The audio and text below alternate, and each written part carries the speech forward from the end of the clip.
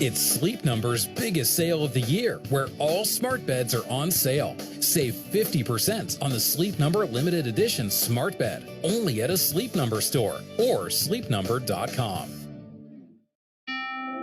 At Rocket, we know buying a home is exciting and a bit overwhelming. Ready to buy a home but stressed about writing those big checks? Rocket can help you save. When you buy with Rocket Homes and finance with Rocket Mortgage, you can get up to $10,000 cash toward closing from Rocket Mortgage. It's a pretty big deal, and one you can get only with Rocket. Visit onlywithrocket.com to get started today. For purchase transactions only, must log rate between 331 and 831. Call 8337-ROCKET for conditions and restrictions. Equal housing lender licensed in all 50 states. NMLSConsumerAccess.org, number 3030. Left-footed strike on the ground. No trouble there for Elliot Panico as he just watched the strike from Gallardo roll out over the goal line. Yeah, and what you're seeing here is Nashville's getting pinned in by Monterrey's pressure to be able to win the ball. They're turning Nashville over very high up the field, and this is what you get out of very prolific press here. They're repressing the ball, and then they're creating opportunities on opportunities. They're able to get Gallardo, the Mexican international forward, and again, he's looking for a shot over distance. Elliot Panico this time, happy that it goes left of his goal. Alex Muyl down after a tough challenge. And again, Lucas, this game is really competitive. It's chippy to the point where you know exactly what's at stake. A trip to the finals against Inter Miami. 11th minute. Miami 4-1 winners over Philadelphia Union, who will await whoever ends up on the wrong side of this match in the third place game. Yeah, and that's a cheap shot there. What you're seeing there is on this left-hand side of the field, you're getting a situation where Alex Muyl is not being able to pass over that Cumberland River easy without paying a very stiff toll.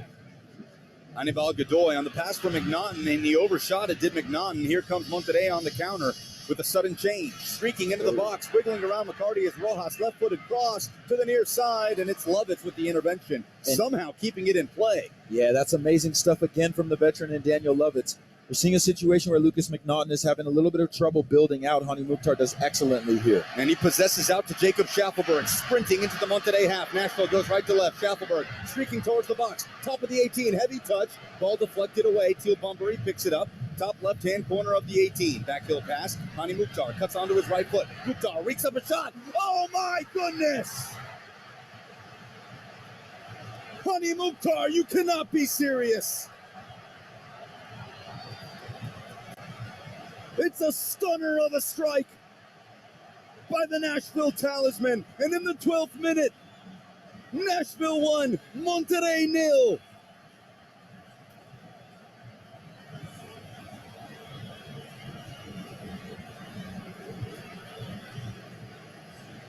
This building is absolutely rocking. There are beers, Coors Light, Coronas flying everywhere here in Geodis Park. This is unbelievable stuff. The back heel is class. The cut in, don't let him do it, because if he does, he's going to punish you. How many times have we seen this? The sauce, let it come out, Teal Bombery. There it go. Cut in, Hani Mukhtar, and oh yeah, boom! He's looking for that bender, and it's unbelievable. Hani Mukhtar lights a fire under Geodis Park. Time and time again. 1-0, Nashville SC, 13th minute. Let's go.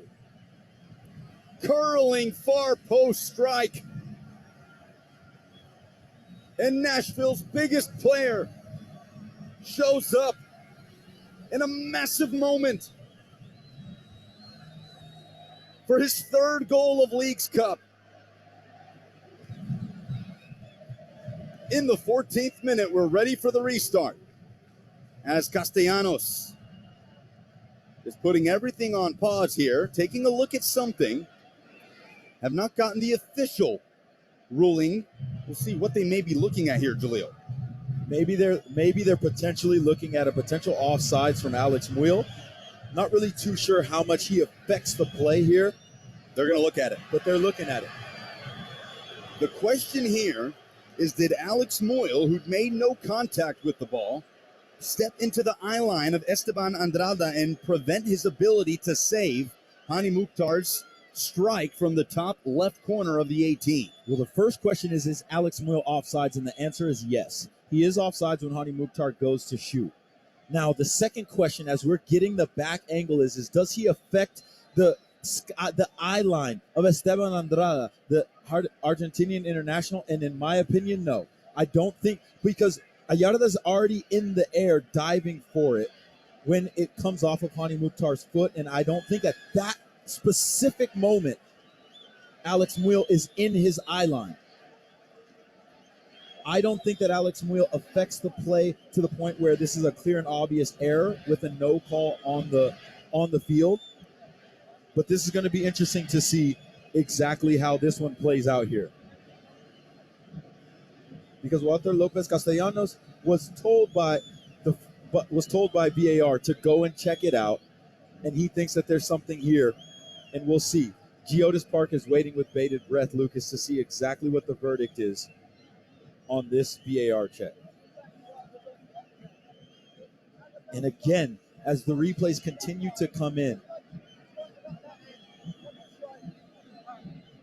Andrada is already going when Hani Mukhtar essentially is cutting in, and it's off of his foot. And in that split second where he decides to make a leap for it, he's not worried about Alex Muyl and or affected by Alex Muyl, in my opinion.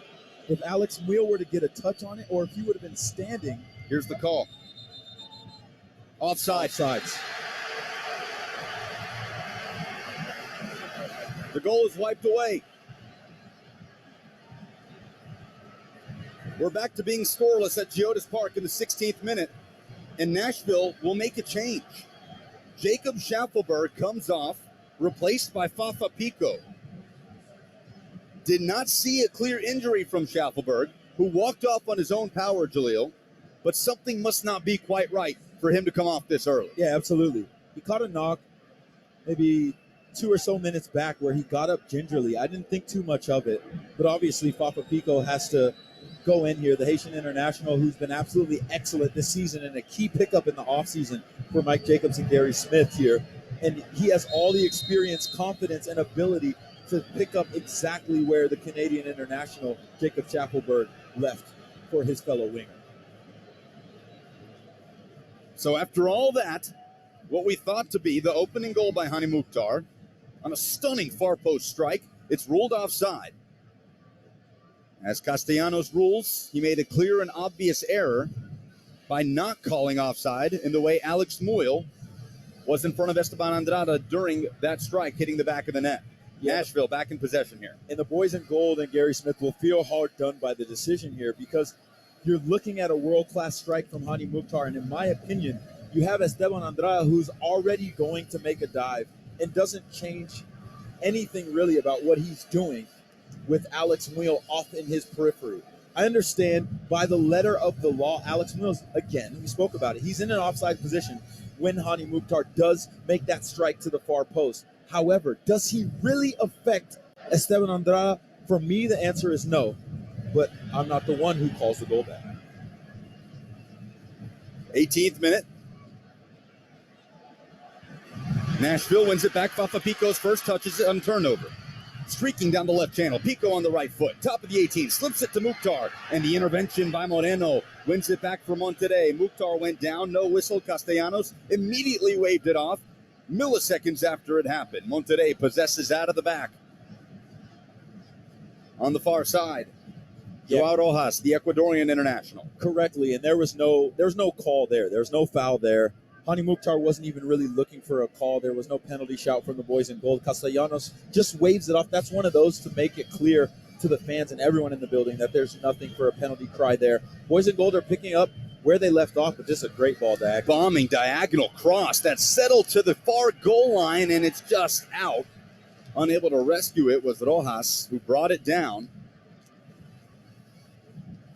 And again, here's the look at Hani Mukhtar going in.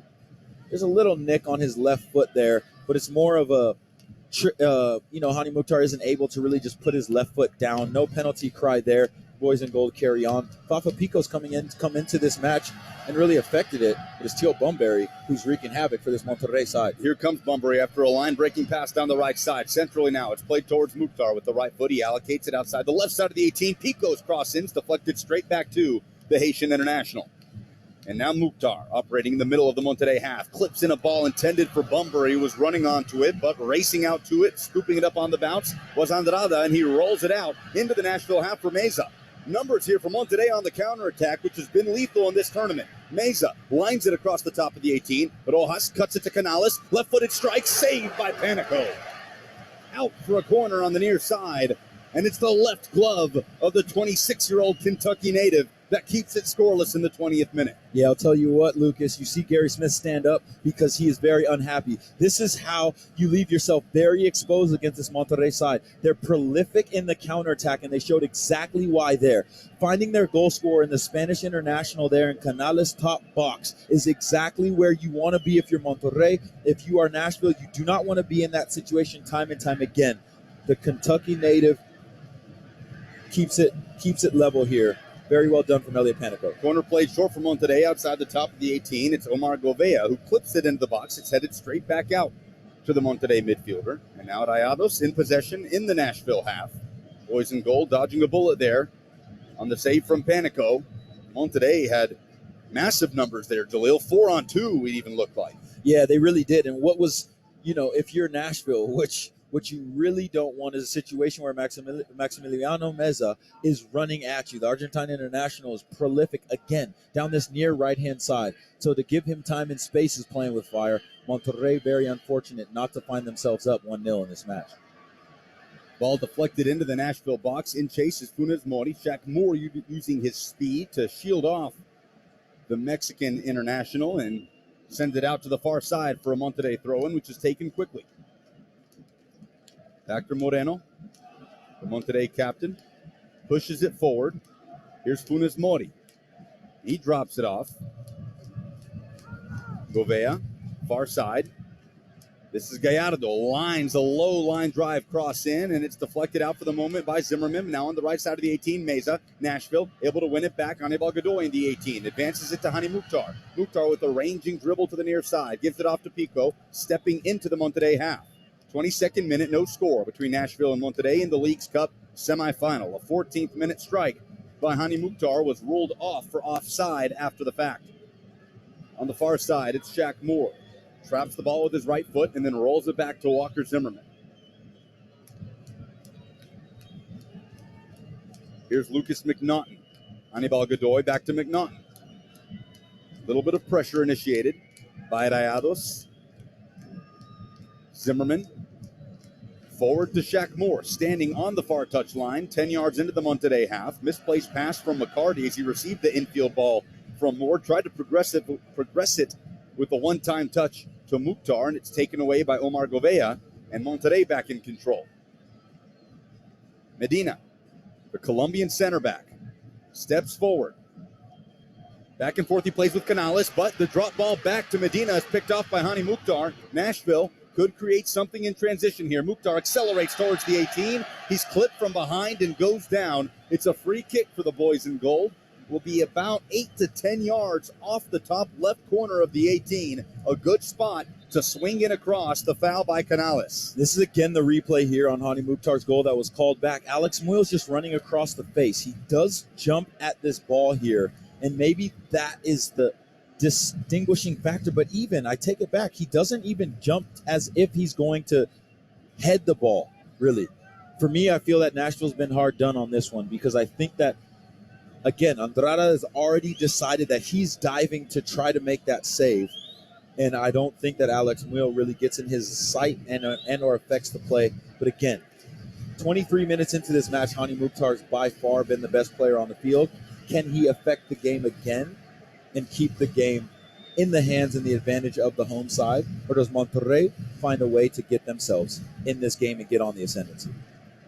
24th minute, free kick for Nashville outside the left side of the box. Hani Mukhtar with the right foot. The delivery on the way in, far post, and that's just wide. Alex Muil arriving, stuck the right foot out, and somehow it cut across the face of goal and goes out for a goal kick. And this is just teasing service from Hani Mukhtar. He puts it in that danger zone in between that back line and Andrada's net there. This is perfect delivery. Lucas McNaughton can't get to it, and Alex Muil can't find the back of the net there. The Manhattan native is going to want that one back because you would put a lot of money on Alex Muel finishing that one.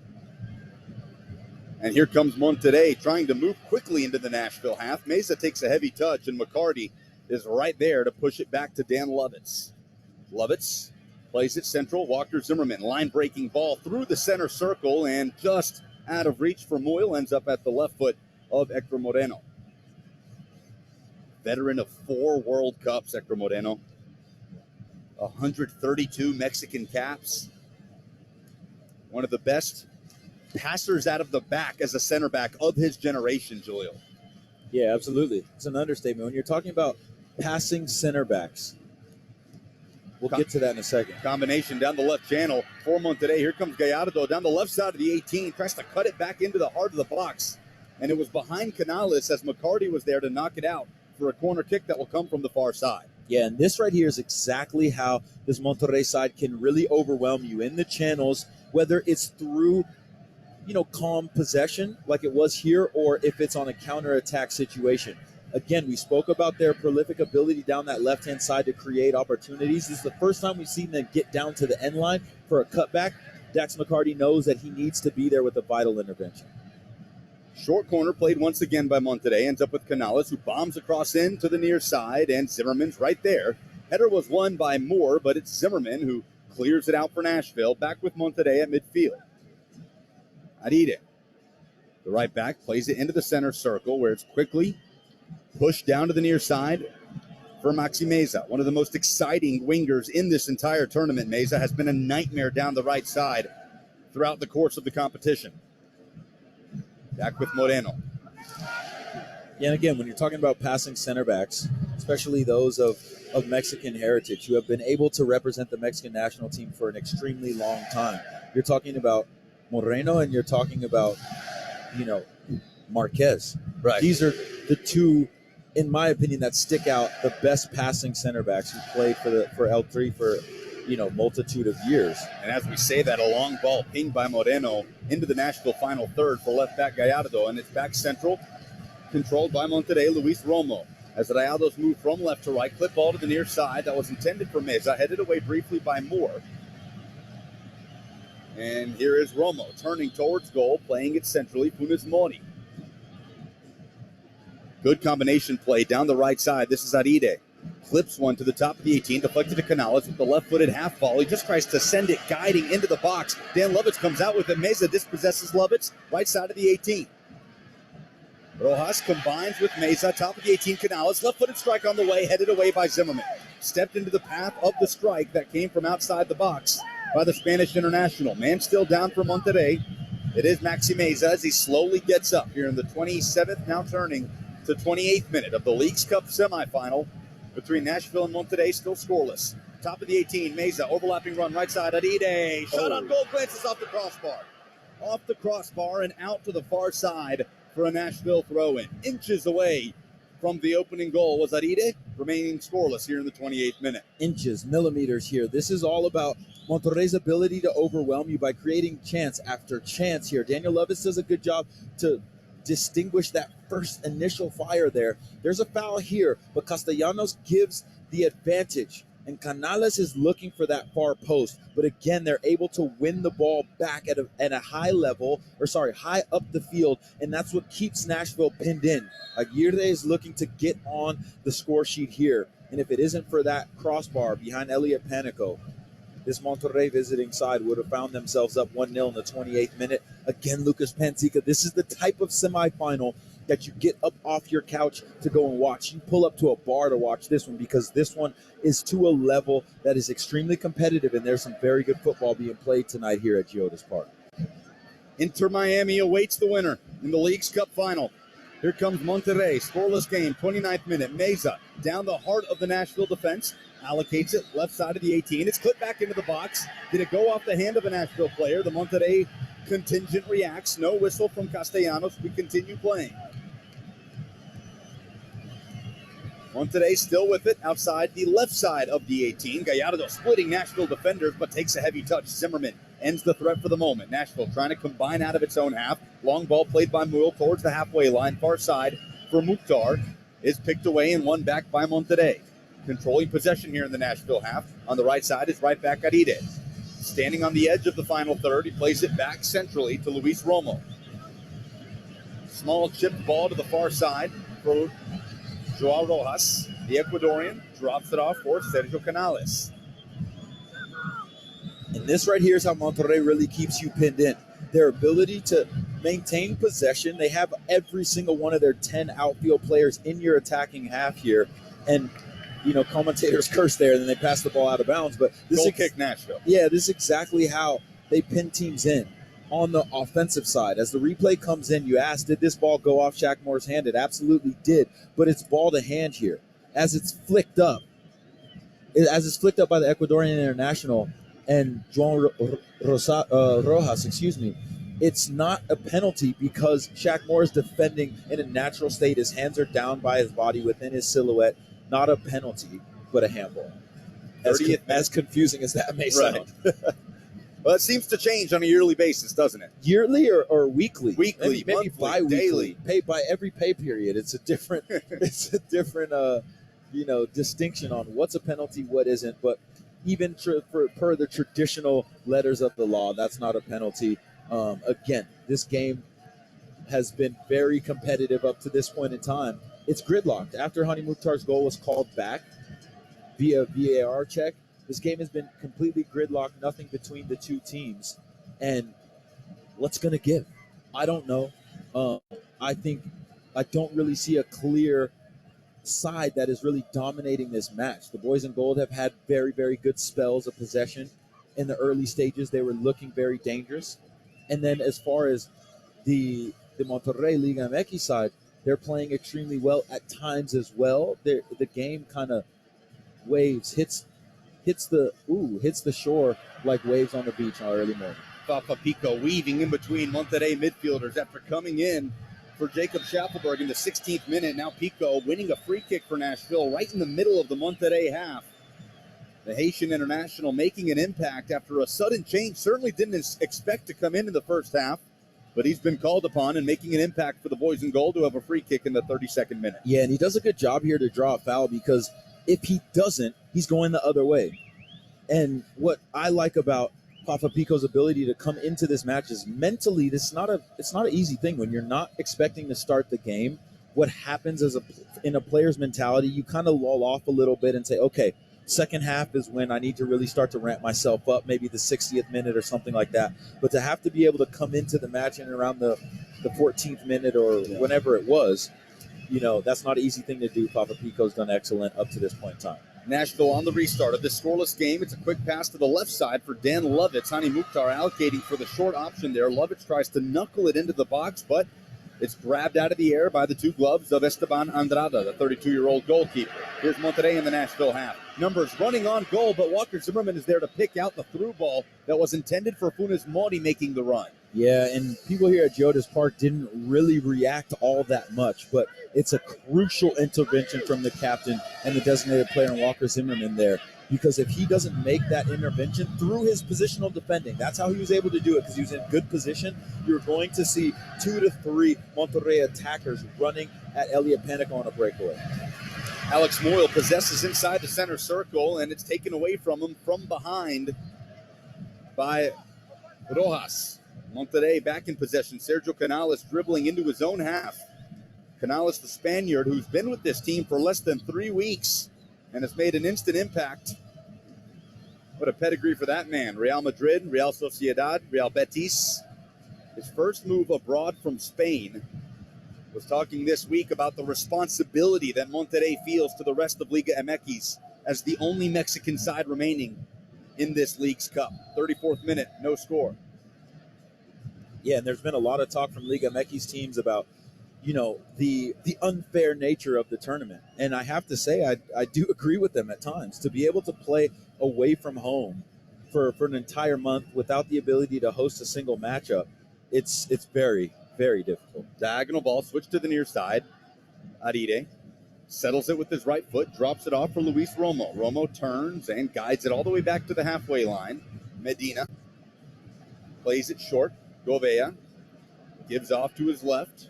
where Hector Moreno's about 10 yards into the Nashville half. The center back plays it forward, progress to Funes Mori. He's dispossessed, poking it out from behind with Anibal Godoy to win it back for Nashville. Here's Alex Moyle, along with the Nashville back line. Now Shaq Moore playing out of his own box, bombs it into the Monterrey half, where it's settled cleanly by Hector Moreno for Monterrey. 35th minute, scoreless between Nashville and Monterrey. Hani Mukhtar with a gorgeous curling far post strike that hit the back of the net in the first 15 minutes. Taken away due to offside.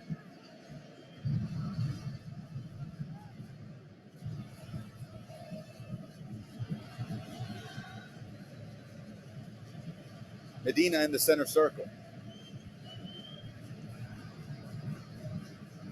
We've seen Monterrey operate both ways in this tournament. They've averaged just over 50% possession throughout the course of their 5 games, all 5 wins.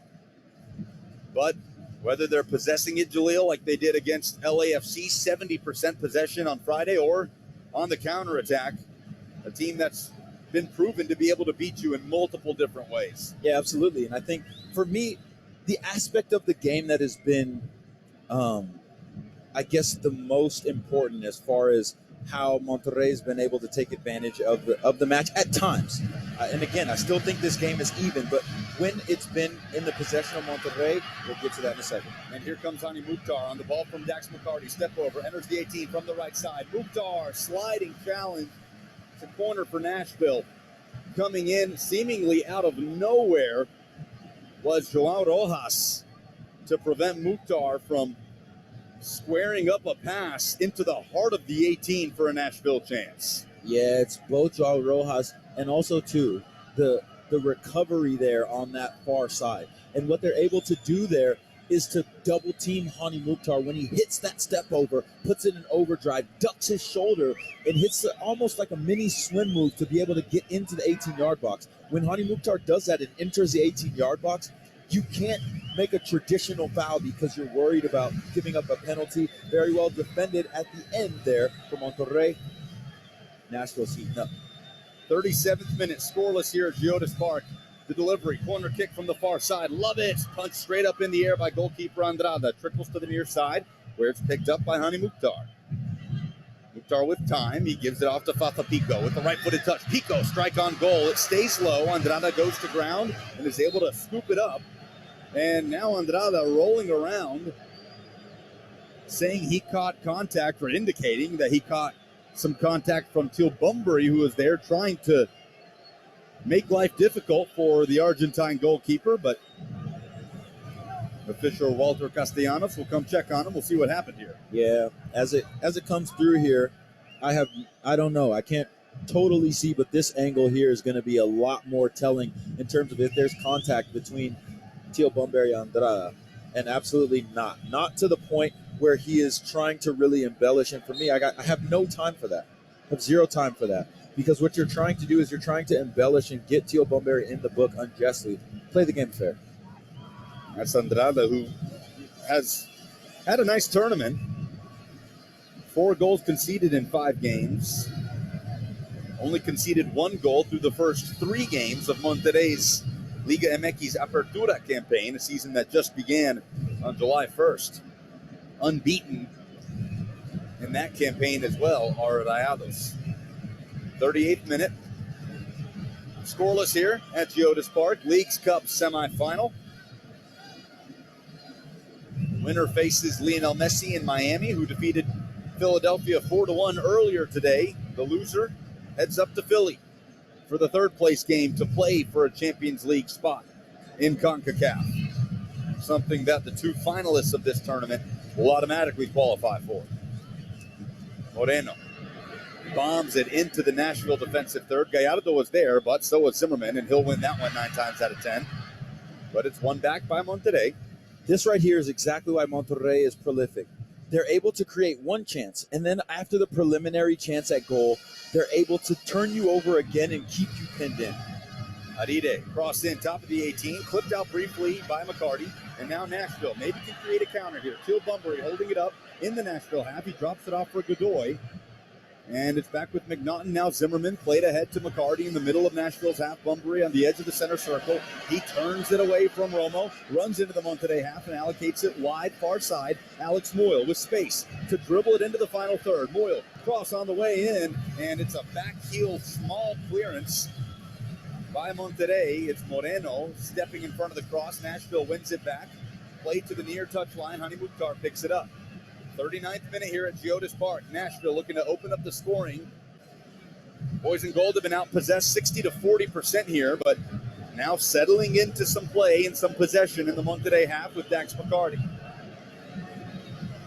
McCarty ships the ball to the far touchline. Shaq Moore rears up a long cross with the right foot. Here it comes on the way. Mukhtar at the 6. Header saved with the right hand of Andrada. Cut back across by Mukhtar, cleared away. It's at the top left corner of the 18. Pico, right-footed strike. That one's low and scooped up again by Andrada. Still scoreless in the 40th minute. But a Nashville flurry creates a rise out of this Geodis Park crowd. This is good service here from Shaq Moore, the U.S. international. And Hani Mukhtar knows exactly what kind of service this is. So he goes near post because there isn't much trajectory in terms of power in the service. If he tries to go back across the grain, which would have been about maybe 13 yards if you diagonal it across the goal there, he wouldn't have been able to get enough power on it. He does exactly what a good goal scorer would do. Go for the more advantageous near post there. Andrada does a very good job to just keep it out of the back of the net. No second bite at the apple, even though it looked like it may have been brewing there for the boys in gold. The boys in gold stay on the ascendancy, but again, Monterrey has chosen their times to really kick things into gear for themselves as well. The game stays gridlocked in the 41st minute. Anibal Godoy wins it for Nashville. The boys in gold in their own half. It's Godoy. Left-footed ball on the ground, played to the heart of the center circle for Hani Mukhtar. Mukhtar knuckles the ball over the top. Alex Moyle running onto it. It was Andrada, the goalkeeper, coming off his line in his bright pink goalkeeper kit. And he bombs it into the Nashville defensive third where Funes Mori in a battle with Zimmerman. Had Mori won that, he's through on goal, but it's Zimmerman with the intervention, and Nashville suddenly with possession in the Monterrey half. Yeah, that's excellent play there from Walker Zimmerman. It's way more difficult than it seems when these balls get clipped up into the air and they hit the lights. Walker Zimmerman is unable to clear it on his first attack at the ball, but then he makes no mistake about that tackle there. And you're right, if Morty is able to win that challenge on Walker Zimmerman, he's walking it in on Elliot Panico. Again, this game stays extremely competitive. Here's Hani Mukhtar outside the right-hand side of the 18. Ball clipped in towards the 6 and clipped out by Hector Moreno. Far side throw-in will come for Nashville Soccer Club. 42nd minute, scoreless in the League's Cup semifinal. There's chances in this first half still. There's about 4 minutes and some change with stoppage time left. I'm not sure what the check is here for. Castellanos putting everything on pause for a moment with his right index finger to his ear. I'm with you, Jalil. I'm not sure what they could be checking here. Yeah, I'm confused as well. But we'll see. We aren't getting word as far as what the potential check may be for. But anyway, Gary Smith looks just as confused as we are, as does Fernando Ortiz, the manager of Monterrey. Nobody knows what the check is for, but game on here. Lucas McNaughton's looking for the long throw. And here it comes from the far side. Into the box, header, Zimmerman. It's trickling towards the far post and just bounces out for a Monterrey goal kick. 43rd minute, scoreless. Mukhtar was in the area, but just couldn't beat the ball to the end line. Yeah, couldn't get there. Walker Zimmerman does an excellent job to just rise amongst the trees there, playing bully ball, and the trajectory just runs away from either the goal, Andrada's goal, or Hani Mukhtar's, kind of in that in-between space where nothing could really come for him as far as an effective attack for the boys in gold. But look for that to be something that Gary Smith and company rely on, a long throw from Lucas McNaughton down the stretch of this match. Zimmerman shielding off Canales to beckon Elliot Panico, the Nashville goalkeeper, to come off his line and collect it at the top of the 18. He does so. And now Dax McCarty with it for Nashville. Advances it down the far touchline. Shaq Moore dribbling down that touchline into the Monterrey half. He cuts in field. board, then turns his back to goal, drops it off for McCarty. McCarty, who's been fantastic for Nashville in this tournament. 4 assists, has completed 91% of his passes, and some combination play here allows Dan Lovitz to play a through ball to the end line into the box, left side, Teal Bunbury. Bunbury has to hold things up, tried to drop it off for Godoy, and that is a late offside flag, but an offside flag nonetheless on the ball to Bunbury, and a free kick for Monterrey in the box. We enter the 45th minute at Geodis Park with zeros on the board here. And we just got to look at that offsides call there from the assistant official on that far side, Helpis Feliz. I think he gets that one wrong there. I think Teal Bunbury is even with the back line of Monterrey, and it's a very, very well-timed ball in the channel there. Unfortunate for the boys in gold, Monterrey will be able to just clear their lines or step their lines up in calm, cool, and collected possession here. Frustrating there, Jalil, because if it's one that if it's through on goal, you imagine they would let play out as they are instructed, but because they started to hold play up and combine far outside of the box, he went ahead and put the flag up. Yeah, absolutely. Trouble here for Nashville. Monterrey, right side of the box, and that is Meza trying to square it across, cleared away by Nashville. And a whistle will be a free kick for Monterrey. Fafa Pico trying to win the ball, and he's shown a yellow card, was going up against Aride, the right back. Pico goes into Castellanos' book on the near side, just on the cusp of the final third. Nashville in its own defensive half, 10 yards off the near touchline. Gary Smith seated at the touchline, looking on as we get a look at the replay on the yellow card. Yeah, Gary Smith definitely unhappy here.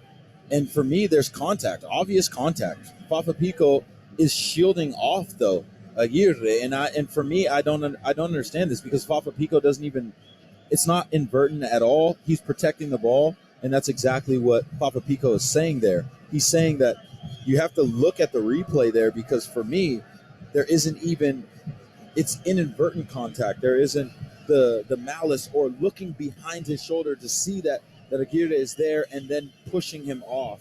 And for me, that's why I don't think that it's a yellow card. Fafa Pico's still in conversation with Castellanos, and he's just telling him that, hey, look, I'm protecting the ball. What else do you want from me? How am I not supposed to make contact there when the defender is running into me?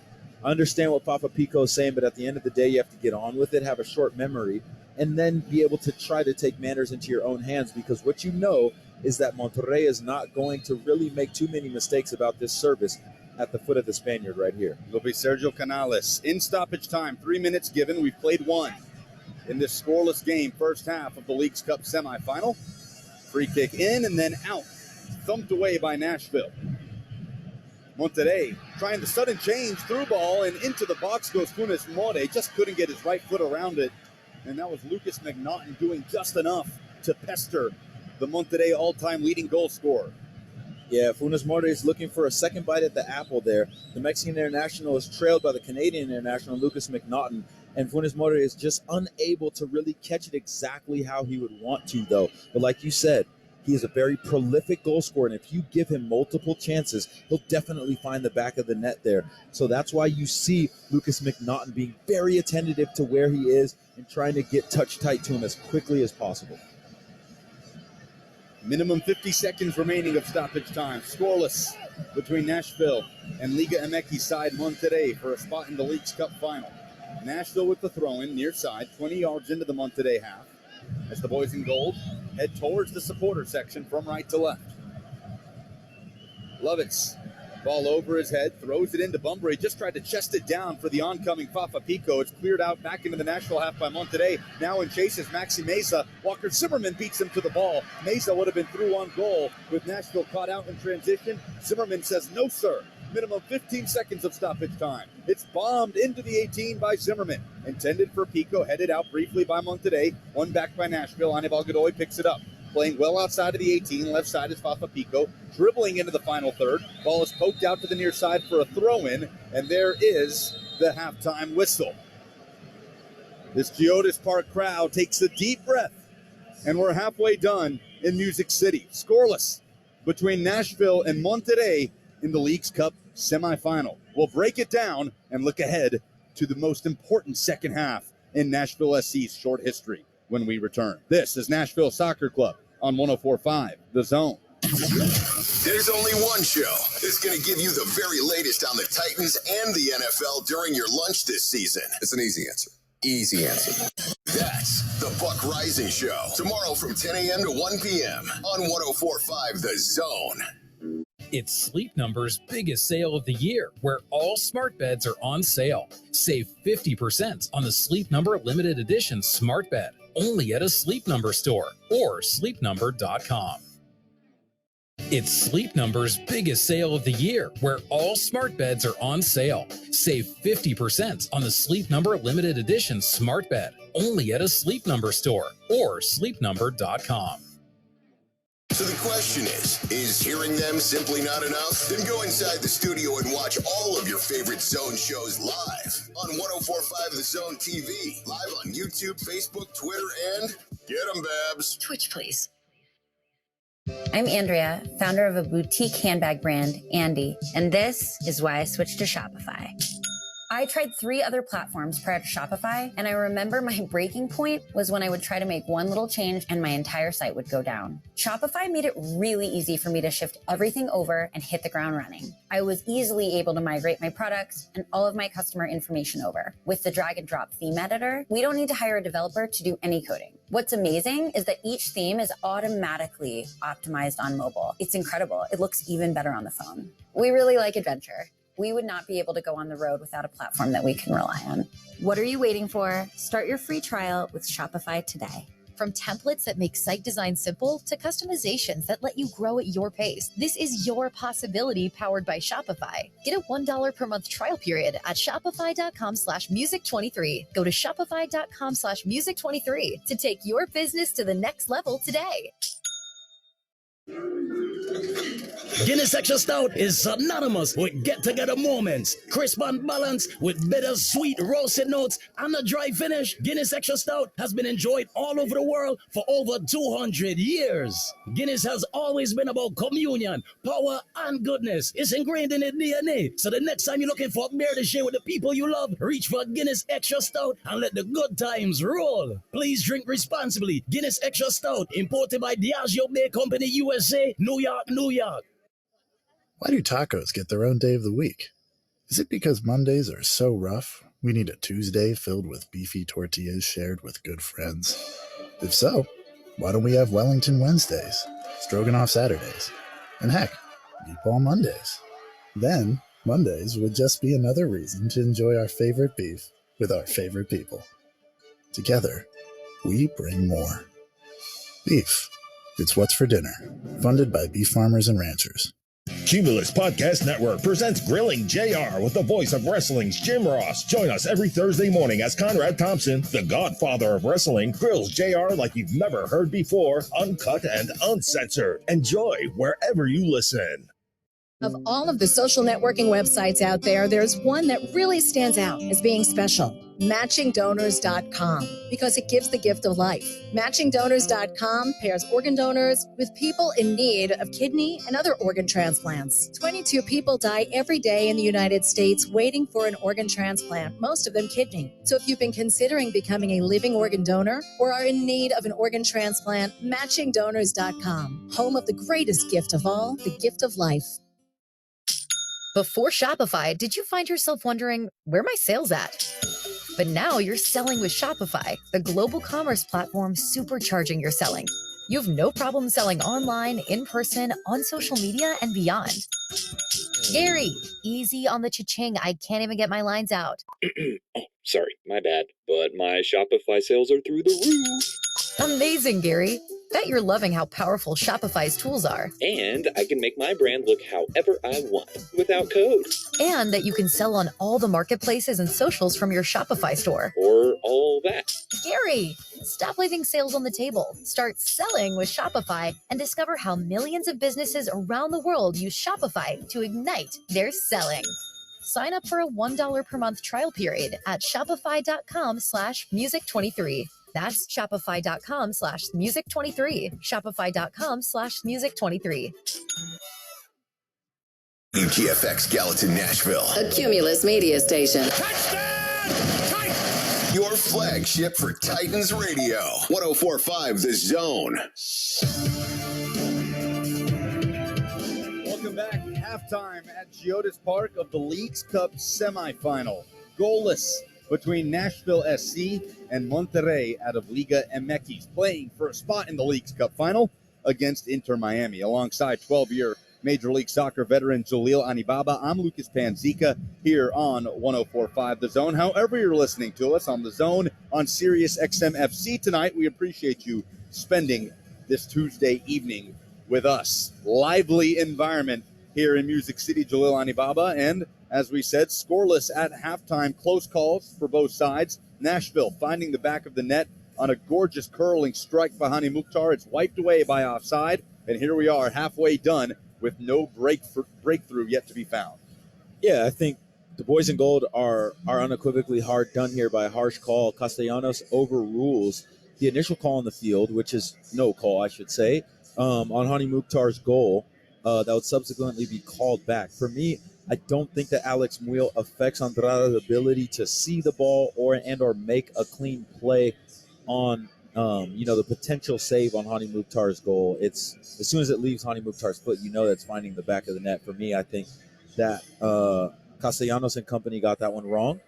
At the end of the day, though, Monterrey had opportunities to score as well. Aguirre comes forward from that right back position and hits the crossbar.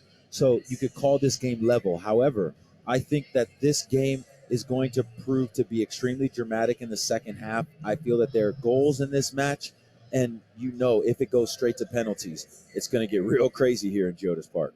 We've seen some critical interventions from Nashville defensively, whether it be Walker Zimmerman, Lucas McNaughton, when Monterrey gets out on the break. What must the boys in gold do? They want to advance. They want to be aggressive here at home.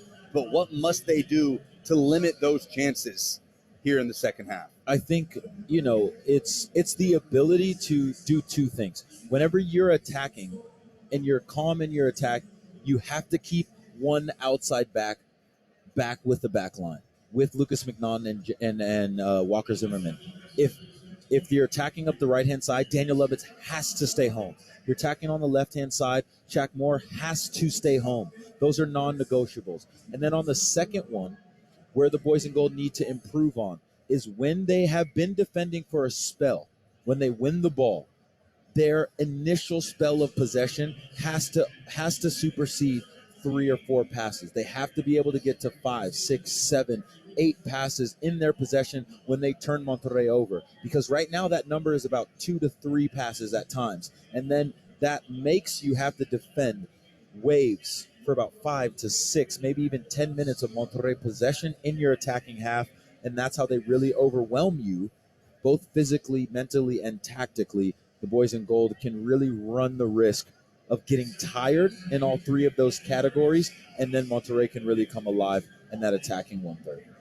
Take a look at, typically at this time, we take a look at scores around Leagues Cup. There's only one that matters. The other Leagues Cup semifinal, Inter Miami 4, Philadelphia Union 1. The goal scorers, Joseph Martinez, Jordi Alba, David Ruiz, and of course, Lionel Messi scoring his 8th goal in his 6th game as an Inter Miami player. So it is Miami that awaits the winner of this one in the Leagues Cup final, which will be played in Miami if Monterrey moves on. If Nashville comes out on the right side of this second half, the final will be played here at Geodis Park, with both finalists qualifying for CONCACAF Champions League. The loser of this game will travel to Philadelphia Union for the 3rd place match. The winner of that game will qualify for CCL. Leagues Cup scores brought to you by Geodis, the official logistics partner of Nashville Soccer Club. Geodis is a worldwide transport and logistics leader supporting clients around the world. Geodis, behind every great success, there is great logistics. We'll listen to the highlights of the first half, look at the numbers, and get ready for second half kickoff in this scoreless game between Nashville and Monterrey in the Leagues Cup semifinal on 104.5 The Zone. Coming up tomorrow on Blaine and Mickey. Titans and the Vikings are doing the joint practice thing. I like it. You know who else likes that kind of stuff? Coach Mack. We'll get the whole deal from him on all of that from Minnesota at 120. And what should we be paying attention to in week 2 of the NFL preseason? Jordan DeJani of CBS Sports tells us at 2:20. Tomorrow, starting at 1 p.m. on 104.5 The Zone. Before Shopify, did you find yourself wondering, where are my sales at? But now you're selling with Shopify, the global commerce platform supercharging your selling. You have no problem selling online, in person, on social media, and beyond. Gary, easy on the cha-ching. I can't even get my lines out. Oh, sorry, my bad. But my Shopify sales are through the roof. Amazing, Gary. Bet you're loving how powerful Shopify's tools are. And I can make my brand look however I want without code. And that you can sell on all the marketplaces and socials from your Shopify store. Or all that. Gary, stop leaving sales on the table. Start selling with Shopify and discover how millions of businesses around the world use Shopify to ignite their selling. Sign up for a $1 per month trial period at shopify.com/music23. That's shopify.com/music23. Shopify.com/music23. Guinness Extra Stout is synonymous with get-together moments. Crisp and balanced with bitter-sweet roasted notes and a dry finish. Guinness Extra Stout has been enjoyed all over the world for over 200 years. Guinness has always been about communion, power, and goodness. It's ingrained in its DNA. So the next time you're looking for a beer to share with the people you love, reach for Guinness Extra Stout and let the good times roll. Please drink responsibly. Guinness Extra Stout, imported by Diageo Beer Company, USA, New York, New York. It's Sleep Number's biggest sale of the year, where all smart beds are on sale. Save 50% on the Sleep Number limited edition smart bed, only at a Sleep Number store or sleepnumber.com. With everything you have on your plate, earning your degree online seems impossible. But at Grand Canyon University, we specialize in helping you fit a master's degree in education into your busy day. Your graduation team, led by your own GCU counselor, provides you with the personal support you need to succeed. Achieve your goals with a plan and team behind you. Find your purpose at Grand Canyon University. Visit gcu.edu. It's Sleep Number's biggest sale of the year, where all smart beds are on sale. Save 50% on the Sleep Number limited edition smart bed, only at a Sleep Number store or sleepnumber.com. I'm Andrea, founder of a boutique handbag brand, Andy, and this is why I switched to Shopify. I tried 3 other platforms prior to Shopify, and I remember my breaking point was when I would try to make one little change and my entire site would go down. Shopify made it really easy for me to shift everything over and hit the ground running. I was easily able to migrate my products and all of my customer information over. With the drag and drop theme editor, we don't need to hire a developer to do any coding. What's amazing is that each theme is automatically optimized on mobile. It's incredible. It looks even better on the phone. We really like adventure. We would not be able to go on the road without a platform that we can rely on. What are you waiting for? Start your free trial with Shopify today. From templates that make site design simple to customizations that let you grow at your pace, this is your possibility powered by Shopify. Get a $1 per month trial period at shopify.com/music23. Go to shopify.com/music23 to take your business to the next level today. Guinness Extra Stout is synonymous with get-together moments. Crisp and balanced with bitter-sweet roasted notes and a dry finish. Guinness Extra Stout has been enjoyed all over the world for over 200 years. Guinness has always been about communion, power, and goodness. It's ingrained in its DNA. So the next time you're looking for a beer to share with the people you love, reach for Guinness Extra Stout and let the good times roll. Please drink responsibly. Guinness Extra Stout, imported by Diageo Beer Company, USA, New York, New York. Go all in with Renaissance Rewards Extra Checking Account and get the only yellow card you deserve. Get the very best in personal banking when you choose the checking account that comes with roadside assistance, cell phone insurance, more than 450,000 shopping discounts, and a Nashville SC branded MasterCard debit card. Must have a checking account to receive a debit card. Learn more at renaissancebank.com/NSC member FDIC. Back, scoreless game at Geodis Park between Nashville and Monterrey in the League's Cup semifinal. Lucas Panzica, Joel Anibaba with you. Here's how it played out in the first half, with Nashville thinking it had the breakthrough, but was disallowed. Mukhtar reeks up a shot. Oh, my goodness! Honey Mukhtar, you cannot be serious. It's a stunner of a strike. by the Nashville Talisman. And in the 12th minute, Nashville 1, Monterrey 0. Here's the call. Offsides. The goal is wiped away. So here we are. Thought that was the moment for Nashville. Instead, goalless at halftime as we get ready to start the second half. Julio Anibaba. Nashville outpossessed in that first half, 58% for Monterrey. Same amount of shots, 6-6. Nashville with 3 shots on goal to Monterrey's 1. As we see 2 changes here from the visitors coming in. Jordi Cortizo, the 27-year-old right winger, as well as Victor Guzman, the center back. And for Nashville, it is striker Sam Surridge, his 3rd career game for the boys in gold as he replaces Teal Bunbury. Yeah, and the crowd here at Geodis Park is giving Sam a warm welcome into this second half here because they know that he is no stranger to late or important heroics here in Geodis Park, scoring in 2 consecutive matches on his debut, probably one of the more historic goals ever scored in gold here. The designated player talking to Walker Zimmerman as he takes his position here on this right-hand side. So you have a front line led by 2 designated players in Hani Mukhtar, the current MVP of MLS, and then Sam Surridge, the former Nottingham Forest striker. And they're going to be looking to threaten this back line of Monterrey, who has been, I would say, very good in this first half. The whistle blows from Walter Lopez Castellanos, and we are underway in the second half of the Leagues Cup semifinal with Nashville head-to-toe in gold here at home, kicking it off and now sweeping from left to right. Rayados in their trademark striped kits, dark blue and white, mixing together with the back of the shirt completely in blue with the white number and the Tecate white lettering sponsor across the top. Planning to drink? Don't plan to drive. The Tennessee Highway Safety Office reminds you that fans don't let fans drive drunk. No, they don't. So Monterrey bombs the ball into the Nashville defensive third. Came off the left foot of Hector Moreno, and Elliot Panico picks it up off the cusp left side of his 18-yard box. The 26-year-old goalkeeper getting his 3rd start of Leagues Cup, 2nd consecutive start after a clean sheet in the 5-0 win over Minnesota United in the quarterfinal. Intense, the word to describe this Geodis Park crowd in that first half. Many of them seated now, waiting for that moment to cause them to stand. Is it here? Boyle flicks it onto Surridge in the box, and it's cleared out by Moreno. And a Nashville throw-in just 1 minute into the second half. A Nashville corner that will come from the near side.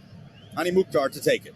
Yeah, and this is a great ball in the channel from the right back in Shaq Moore. Alex Muil does a very good job to flick this on to find Sam Surridge with eyes in the back of his head. Sam Surridge almost splits that Monterrey defense here and earns a corner kick in the 47th minute of this match. This is the start that Gary Smith would want out of the locker room.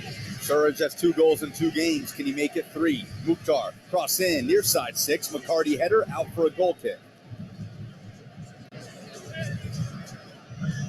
So Esteban Andrada, the 32-year-old goalkeeper, in his pink goalkeeping kit, will defer the goal kick to his teammate Hector Moreno, who just plays it right back to Andrada. Monterrey on the road for the entirety of this Leagues Cup, as has been the case for every Liga MX side.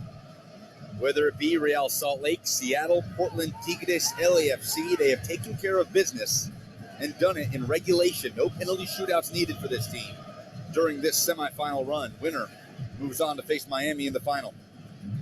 Yeah, and again, we spoke about how a multitude of Liga MX teams have had gripes about, certain ways the cards have been stacked in the deck. The deck of cards, have been stacked in the favor of some MLS teams here.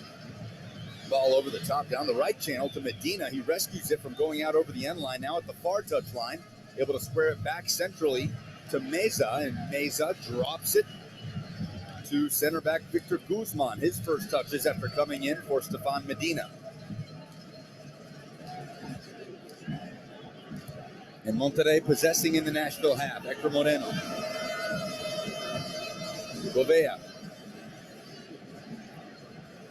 Romo.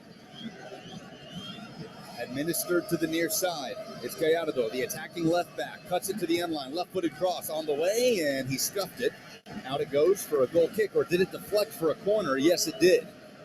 Corner kick that will come from the near side here in the 49th minute of a goalless semifinal. Monterrey to send it into the Nashville box, as it's Rayados heading towards the Nashville supporter section from right to left.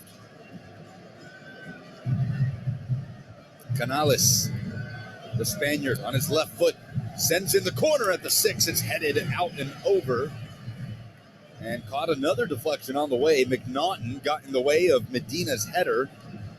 Another corner to come from the near side. Just looking for that near post there. And the service from Canales is teasing away from Elliot Panico's goal there. The Canadian international and Lucas McNaughton is able to get a deflection to prevent it from going anywhere near the net. Corner on the way, and it's glanced outside of the 18, settled by Meza, right-footed strike, well wide. Elliot Panico had it covered to his left post. Goal kick for Nashville in the 50th minute, no score. Yeah, he did have it covered. And if you are either manager, whether it's Fernando Ortiz or Gary Smith, you're very pleased about how both of your teams, or the respective teams, have come out of the locker room.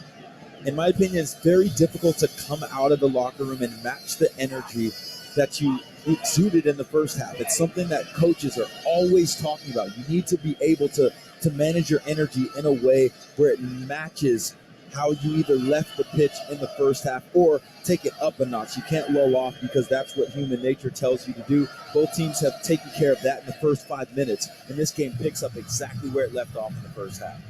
Sam Surridge holding it up in the Monterrey half, and a foul will be called on Surridge. Quick restart here from Rayados. Dribbling it into the Nashville half. Down the left side is Gallardo, and his pass centrally intended for Funes Mori is cut off by Zimmerman. Zimmerman puts it into the center circle for Mukhtar. Down the left side it goes Surridge. Nashville with runs into the box. Mukhtar, Pico on the way in. Ball in from Surridge, and it's cut out by the sprawling Hector Moreno. And that's experience right there from Hector Moreno, because if he does not make that play, it's 1-0 Nashville in the 51st minute of this match here. Sam Surridge affecting the game immediately, like we've seen him do. And he does it here, heading Mukhtar on into the box. Flick back to Pico, right-footed hit on the volley. Goes well over the bar and into this Nashville crowd behind the goal to our right. Combination play by Nashville on the sudden change. Goal kick Monterrey scoreless in the 52nd minute. Combination play is an understatement. This is highlight reel stuff. And Fafa Pico, unfortunately for him, is unable to get his weight down over it. You can see the reason why it skies is because his left plant foot buckles a little bit. If he gets a solid plant on that left foot in the turf, he's going to be able to tort his body downward and get better trajectory on that strike there. The boys in gold are giving Monterrey a taste of their own medicine in terms of stepping up their line of confrontation, potentially turning over Monterrey higher up the field. That's something that we saw Monterrey do to Nashville SC throughout the entirety of the first half. Gary Smith making a tweak as far as that line of confrontation getting stepped up higher on the field is paying dividends in the second half. Yeah, here's the press from Nashville, winning it back. End line, near side, clipped in by Pico, headed out for a corner kick. Yeah, and again, a very good tactical change for Gary Smith, Stephen Guppy, Matt Pickens, and Kosuke Kimura as far as the technical staff is concerned, to step that line of confrontation higher up the field. Fafa Pico is really leading that charge on this near right-hand side to get more energetic and to not sit back here and to really take it to the visiting side of Monterrey and allow Daniel Lovitz to get up here on this near right-hand side and put in good service. What you're going to look out for is for service just over Dax McCarty's head, in between that near post and Andrada, for both Sam Surridge and Walker Zimmerman and Lucas McNaughton crashing in on. Corner kick delivery will come from Dan Lovitz from the near flag. Nashville going from left to right in the 53rd minute of the League's Cup semifinal. Lovitz makes his approach with the left foot. Ball on the way, far side, the 6. It's clipped in for Mukhtar, and it's back on goal, saved by Andrada. Andrada was able to paw it away with his right hand. McCarty there for the rebound, but straight into the two gloves of the 32-year-old goalkeeper. And here comes Monterrey trying to initiate a counter. And this is where they're very good if you don't get ample numbers behind the ball. But you see the boys in gold are able to get everybody back behind the ball in a very quick succession. Let's see if it pays off. On today, right-hand corner of the 18, Medina dribbles it towards the end line, clips it in towards the 6. Walker Zimmerman rising into the Nashville night to head it cleanly out of the 18. Yeah, extremely well done from Walker Zimmerman and the rest of the back line for the boys in gold. They have an attack down on their end in front of Andrada's goal, and Andrada does extremely well here. He comes out. Hani Mukhtar almost scores here, and Dax McCarty gets a second bite at the apple here. Lucas McNaughton almost puts him off. But what Andrada does that's absolutely very well done is he starts the attack in a very fast manner. But the boys in gold are able to get all numbers back behind the ball. This is an aspect of the game that Gary Smith will drill into you as a player. You work on this time and time again, getting numbers behind the ball. That's why you have to be extremely fit. Collision in the box. It's a free kick for Nashville as Lucas McNaughton and Stefan Medina got tangled up inside the 18, and Nashville on the better side of the whistle there. Yeah, for me, this is going to be more dramatic. This is a little awkward here, if I'm being honest. My first thought was that there was nothing really in it, and there actually is a little bit in it here.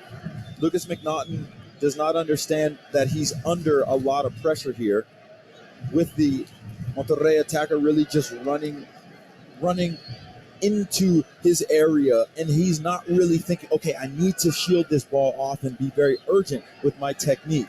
He's getting a lot of pressure in Castellanos in terms of look at this as a potential penalty shout. He's not having it. He's waved it off, but he's also being talked to by VAR in his ear. That's why play hasn't continued at this point in time. Elliot Panico is ushering everybody to the left-hand side, but he can't go back into play until Castellanos says that there either will or will not be a check here. Yeah, they're still looking at it here. Castellanos has not gotten the signal to go to the VAR monitor, but there was contact between both players. The question is, did Lucas McNaughton do enough to warrant a penalty there?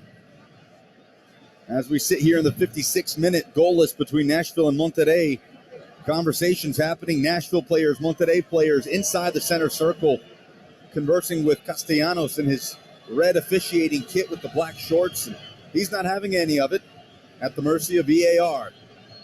He's not having anything of it in terms of being shaken by the moment.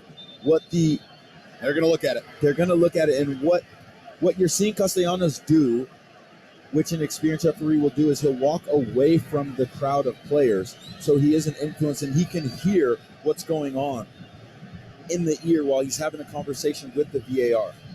Gary Smith and Stephen Guppy are absolutely incensed.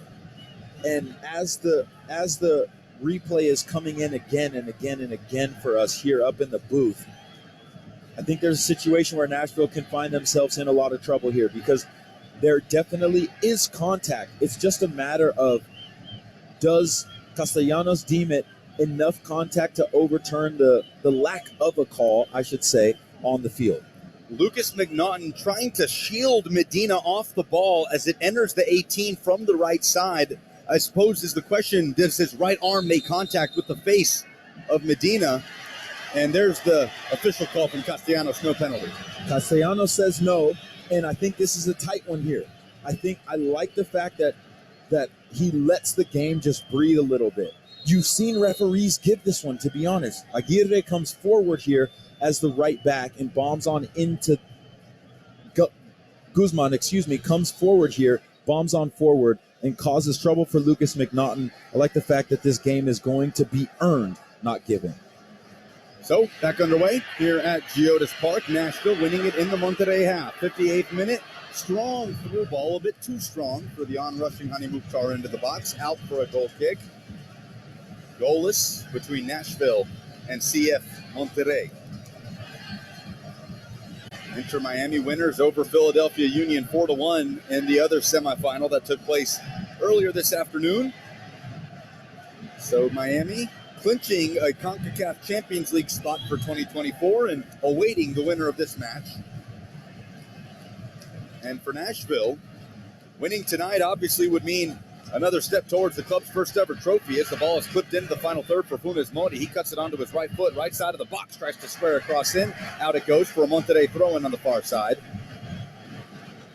But it would also mean Nashville qualifying for CONCACAF Champions League for the first time in club history, a competition Monterrey has won 3 times just in the last decade. So accustomed to that continental climb are Rayados, looking to get back to that place.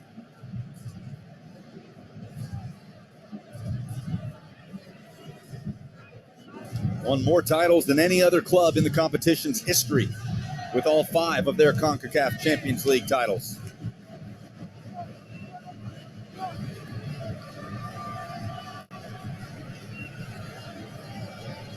'60th minute, no score between Nashville and Monterrey. Here at Geodis Park, Lucas McNaughton steps in to intercept the pass and win it back for the boys in gold. It's Fafa Pico on the turn, played centrally, center circle. Godoy, one-time pass into the Monterrey half, intended for more, intercepted by Gallardo. Long ball into the Nashville box, and in chase was Funes Mori. It's tracked down and picked up on the bounce by goalkeeper Elliot Panico. Boys in gold had what they thought to be the breakthrough early, 12th minute, wiped away on a Hani Mukhtar strike that found the back of the net, but Alex Muil found to be in an offside position and impacting the play.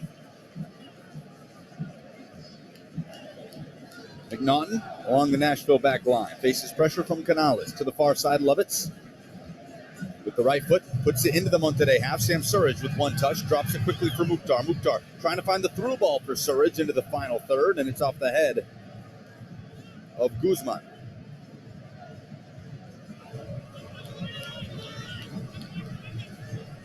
Near side, Gallardo. Near midfield, the Monterrey left back. Now Moreno and Govea. Far side, Medina. The right back clips it in, headed out by the bleach blonde hair of Lucas McNaughton. Anibal Godoy sticking the left foot out to deflect the ball as it rolls back to the near side where it's collected by Gallardo. 61st minute. Goalless between Nashville and Monterrey. Canales. Monterrey in possession. Now in the center circle, Govea progresses it out of the center circle for Romo. On the right side, Guzman. Pressure here from Sam Surridge, the former Nottingham Forest man. Forces Guzman to turn and play it back to his goalkeeper. Yeah, and Hani Mukhtar is telling the rest of the midfield line and the back line to join him in pressing the line and stepping the line higher up the field. So that way you aren't just sitting back and allowing Monterrey to continue to push you back and absorb a lot of pressure here, but it's almost inevitable. Romo, long ball over the top, into the 18, one-time pass to the top of the box. Funes Mori with the right-footed strike, deflected by a sprawling McNaughton. And out it goes all the way to midfield where Fafa Pico is in chase, but Monterrey able to win it back. Yeah, Funes Mori is really starting to heat up in this match. He was somewhat quiet in the first half, but again, starting to heat up there. Lucas McNaughton with a vital block. Only one goal in this tournament for Funes Mori, the all-time leading goal scorer for Monterrey with over 300 appearances and 154 goals to his name.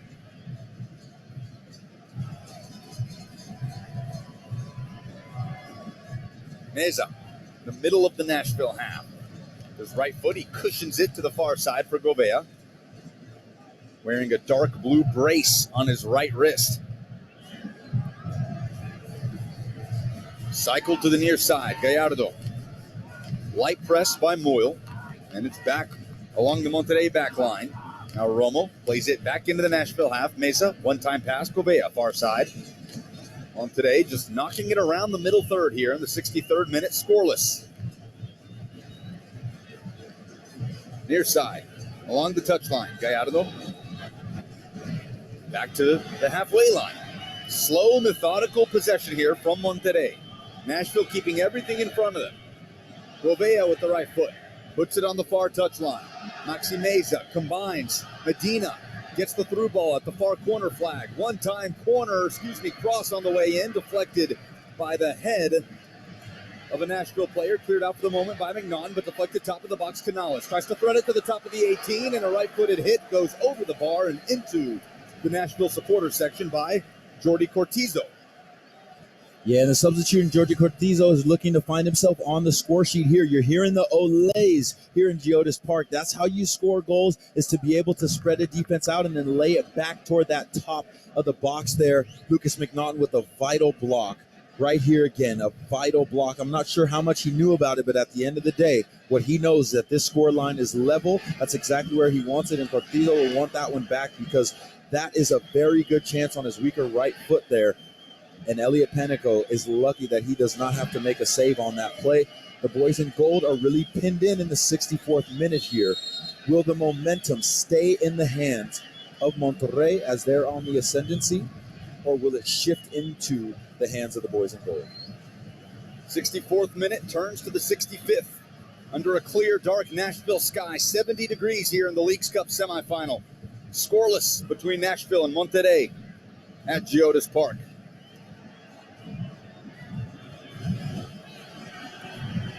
Monterrey back in possession, top of the box. Cortizo cuts it onto his right foot. He lays it off, top right corner of the 18. This is Medina looking to square up across. Orashad cuts to the left foot. His strike deflected.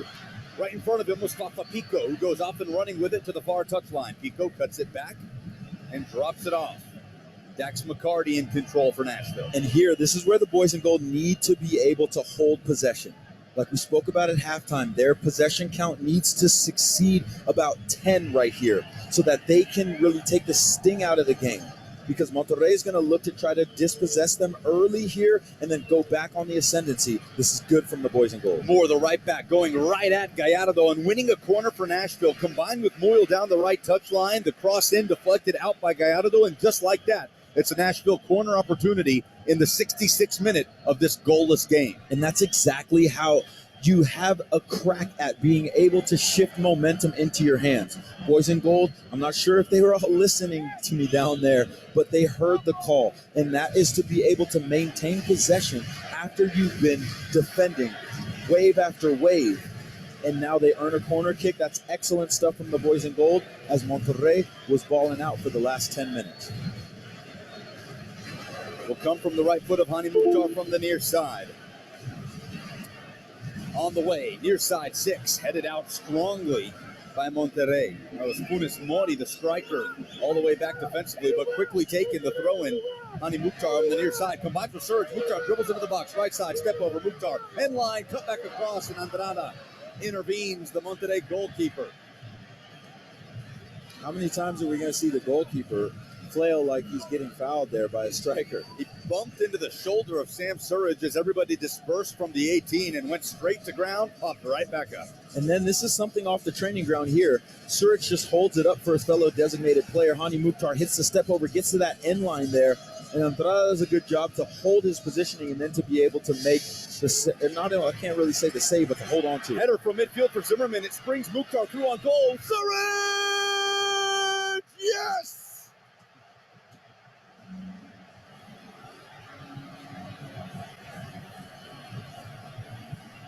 From the head of Walker Zimmerman to the right foot of Hani Mukhtar to the finishing prowess of Sam Surridge. It's his third goal in his third game for Nashville. And in the 67th minute, the boys in gold have found their breakthrough.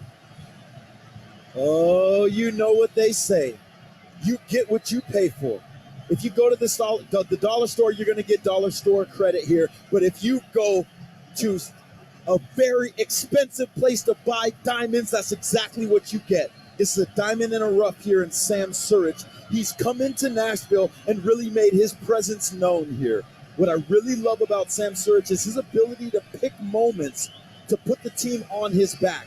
Again, Hani Mukhtar, Sam Surridge is really becoming a lethal combination here. Fafa Pico as well affecting this match. And you can see what it means to the boys in gold and Gary Smith. He is absolutely showing the elation that is within him.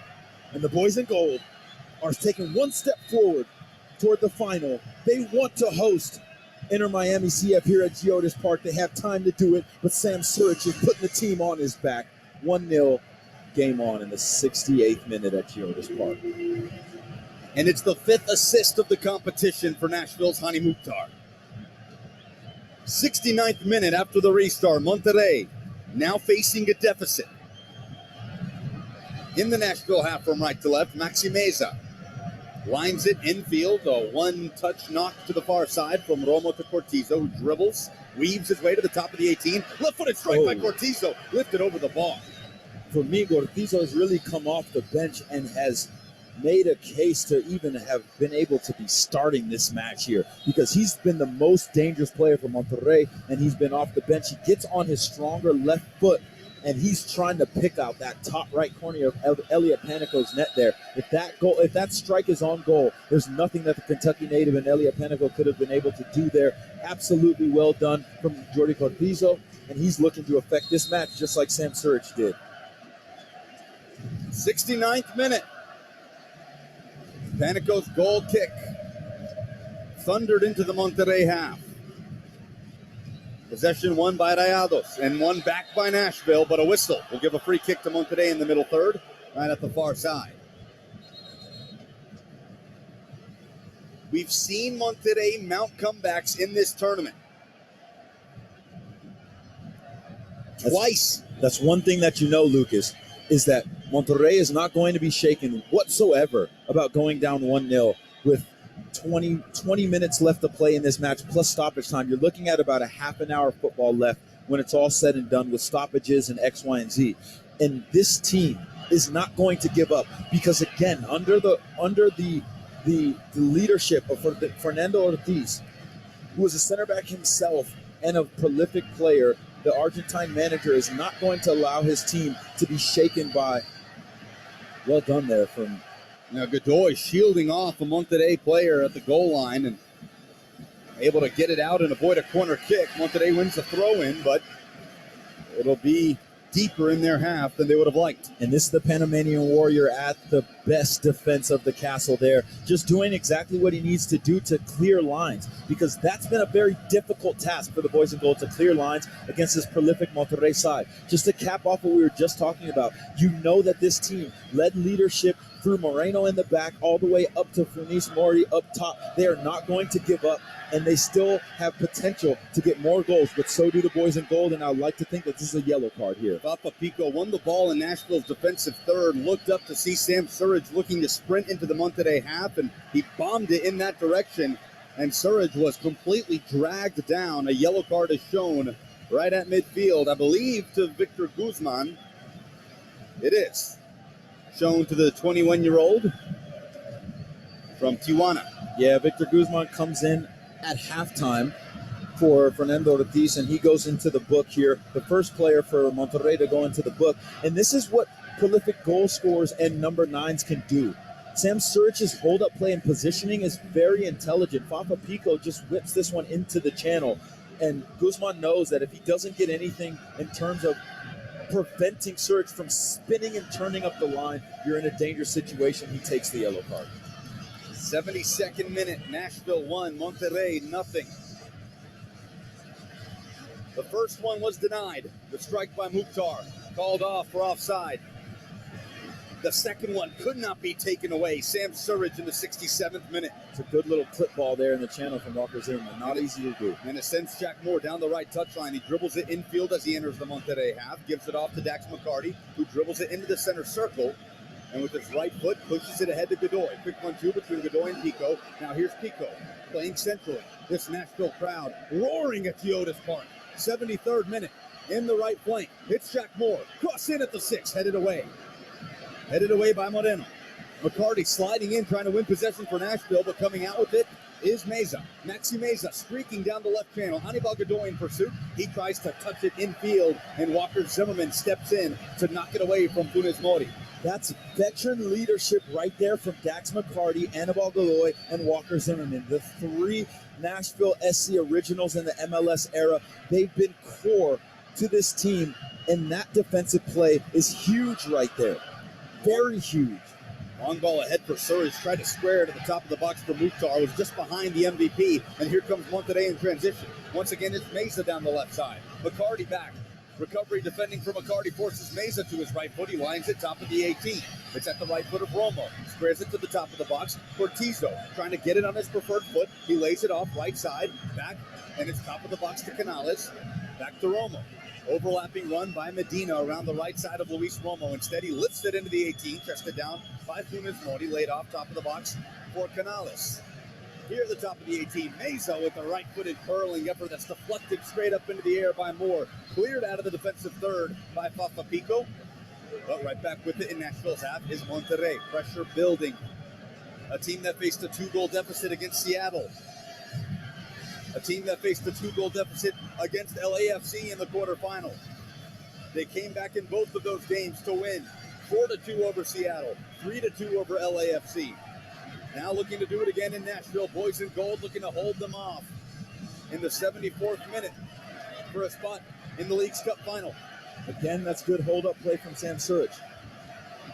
And vital, because again, if you want to remain prolific over this Monterrey side, left-footed cross in, Dan Lovitz, and it's deflected to Pico in the middle of the box. He gets a shot off, but it's defended well. It's defended well. Right place, right time for Victor Guzman. Nashville wins it back. Top right corner of the box, Surridge. Sends it down the right side of the 18 for Moyle, who turns and lays it off outside of the box to Shaq Moore. Moore steps into the area, lines it to the 6. It's deflected to Moyle and cleared out by Monterrey. Settled by Dax McCarty. On the right channel, Shaq Moore rears it up with his right foot, sends it in. Mukhtar's there. Surridge back post. Offside flag is up. offsides flag is up. No goal. No goal. And since it's the offside call on the field, they're checking it up top because all goals are checked through VAR. We'll see exactly what Castellanos does, but again, he's an experienced referee. He's going to walk away from the commotion so he can have the conversation with VAR up top. Sam Surridge is onside here, but what they're going to determine is if Hani Mukhtar affects the play, and he does. He does. It's offsides. This call will stand on the field. Castellanos and company, they get this one right here. The assistant official, Mojica, gets this call right, and Castellanos answers the call correctly. It's the right call.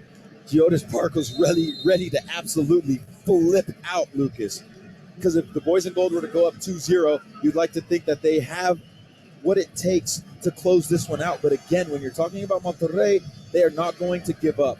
And the boys in gold have so much work to do to find themselves in the final, because this is a team that has been here before as far as competing, being a goal down in very important games, and they're not going to be shaken by the moment. So the boys in gold, contrary to belief, have to elevate their game, and they can't sit back on what they've been able to do in 76 minutes. Monterrey has made another change as the Rayalos have it here. Left-footed strike. It is an absolute line drive rope shot by Cortizo that goes over the crossbar. And he has had some attempts that has forced this crowd to hold its breath. This one goes out for a goal kick. The substitution made by Monterrey was Ali Avila, the 19-year-old member of Monterrey's U23 side, wearing number 207 in, replacing Omar Govea. Avila, who has won 2 critical penalties for Monterrey in this competition, including on his first touch against LAFC in the quarterfinal, which sparked the comeback after Canales converted the penalty. Nashville will make 2 changes here.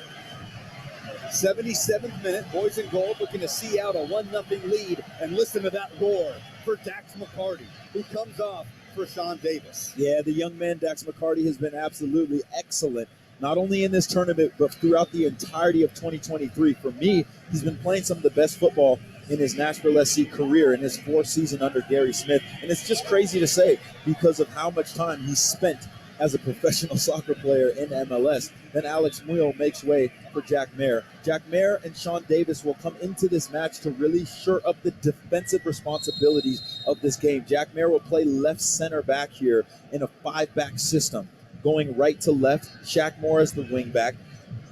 Lucas McNaughton, right center back. The captain and Walker Zimmerman in the middle there. Jack Mayer to the left of Daniel Lovitz, flanking him as a left winger here, or wing back. So what Gary Smith is looking to do is to slam this door shut. Again, when you're talking about aspects of the game that are required of you to play for Gary Smith, is to be able to fortify a defense. So you're going to see Anibal Godoy sit next to Sean Davis, who's coming in to really fortify that midfield line. And then Sam Surridge and Hani Mukhtar will just sit up high and try to pick off a potential second goal. Down the right flank goes Monterrey, top of the box. Funes Mori tried to touch it ahead to Cortizo.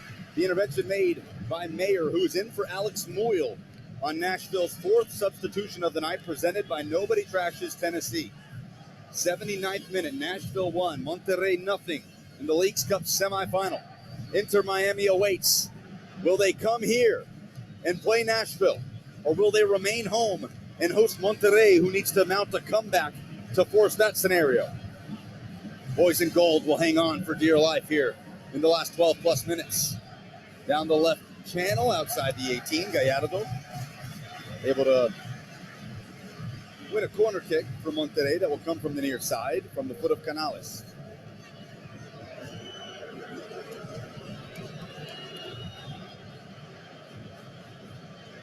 Left-footed service from Canales on the way, and a foul in the box will be free kick Nashville for the way Monterrey players were pushing around. 80th minute. And just a second ago, Lucas, you said that the boys in gold are going to have to hold on for dear life with about 11 minutes left into this match. And I think that's the exact opposite of what they need to do. They can't sit back and, like you said, hold on for dear life. They're going to play a true 5-3-2 formation. The three in the midfield being Sean Davis, Anibal Godoy, and Fafa Pico.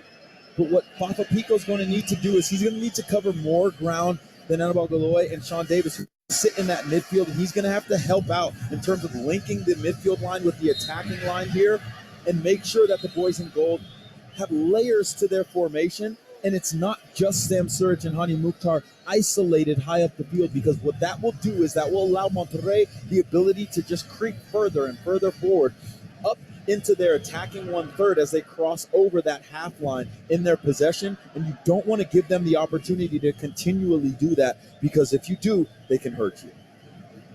81st minute. Nashville wins it back. Sean Davis springs Hani Mukhtar to the halfway line. Mukhtar sends it into the Monterrey half for Sam Surridge. Switch to the near side. This is Shaq Moore dribbling towards the 18. Nashville with numbers. Moore's cross is deflected off of the head of Luis Romo, out for a Nashville corner that will come from the near side. Monterrey players objecting over something, but here comes the corner kick. And this is very good transitional play here from the boys in gold. The first thing you have to notice is Sam Surridge holds his run and smartly stays on side. Jack Moore's looking for that run from the Canadian international and Fafa Pico. His best look actually was the cutback to Hani Mukhtar toward that penalty kick spot. The U.S. international has hands in head because he knows that if he's going to go to Fafa Pico there, it's actually better if he whips that on the ground for a tap-in for Fafa Pico on the ground there, and or a cutback from Hani Mukhtar, top box, and or that second six. But if you're Gary Smith, you see him standing up and directing traffic and or barking instructions to make sure that Fafa Pico stays top box in the event of a counterattack here. Game on here in Nashville. 82nd minute. Dan Lovett with his left foot sends it in, far post. Mukhtar's there. Rising high, though, was Gallardo to head it out towards the far touchline, where Mukhtar races back to collect and keep possession for Nashville in the 82nd minute. Boys in gold lead 1-0. Mukhtar dispossessed, no foul given. Off and running with it is Avila, the substitute, wearing the number 207. Now Monterrey will try to create numbers forward in the 83rd minute. And right now, Nashville effectively playing a man down as Hani Mukhtar is still nimbly getting up off the ground, and he's back outside of the play. He needs to get back in the play and help Sam Surridge to fortify this formation, because Monterrey is coming. Cortizo, top of the box, Canales with the left foot, sends it back across his body and out for a goal kick. The strike stayed low and skipping to the ground. It's a Nashville goal kick. 83rd minute, 1-0 Nashville on the 67th minute goal by Sam Surridge. Yellow card's been shown to Cortizo. Not sure why, maybe it was dissent, but all of the most promising attacking moments and chances on Elliot Panico's goal have come through either the strike of Jordi Cortizo or his creation there. That's another opportunity, which was through his creation. The substitute has really come into this match and shifted the attack of Monterrey into another level here. Now a time-wasting yellow has been shown to Nashville goalkeeper Elliot Panico.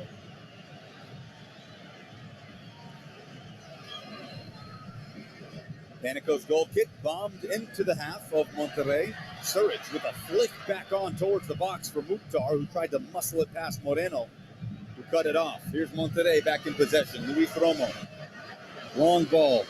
Sent ahead. Zimmerman coming in with the header to send it back to the halfway line. Shaq Moore battling for the ball at midfield. Monterrey wins it off the U.S. international. Sergio Canales, the former Madrid man, turns into Nashville's half. From right to left, go Rayados. 84th minute, trailing 1-0. Leagues Cup semifinal. Avila with the right foot. That strike deflected out. Corner kick for Monterrey that will come from the near side. Yeah, and a crucial block there from Fafa Pico. He gets his foot in there. Nation International defense top box, and again, he's going to have to cover more ground than I think anybody on the pitch right now to connect both the defensive and attacking lines between the midfield and the front line. Canales, corner kick, strongly headed out by Jack Mayer. He left no doubt about it, but it's collected outside of the box by Cortizo, laid off left side, and Canales, his cross in, deflected out by Sean Davis, but deflected back to Canales. Now a right-footed cross on the way in, sent to the top of the box, and a right-footed volley on a one-time strike by Romo is out, but it deflected on the way as it rolled out, appearing to be for a goal kick, but the Nashville crowd reacting as Castellanos is pointing to the far corner flag. So here comes a corner kick for Monterrey in the 85th minute. On the way, top of the 18, left-footed volley, and it's saved, parried up into the air by Panico. Oh, the venom behind that shot from Cortizo, but Panico was ready. And then it's another Monterrey corner on the way. Cortizo has been the best player on the pitch for the entirety of this second half for Monterrey. And if this strike here finds anywhere else on Elliot Panico's goal, it's in the back of the net. Fortunately for the Kentucky native, it goes within his breadbasket, and he does what any smart goalkeeper will do, is to just get a save on it. When the ball's moving, as much as that strike from Cortizo's moving there, you don't want to try to really get a catch or clean catch on it. Just want to parry it away. That's what he does. And Monterrey with the corner coming from the near side, trailing 1-0 here at Geodis Park. Canales sends it in, headed out by McNaughton. Hani Mukhtar trying to find that pressure release valve. Was beat to the ball by Avila, and Monterrey back with it in possession in the Nashville half. 86th minute. Errant pass out to the near side. It's a Nashville throw-in.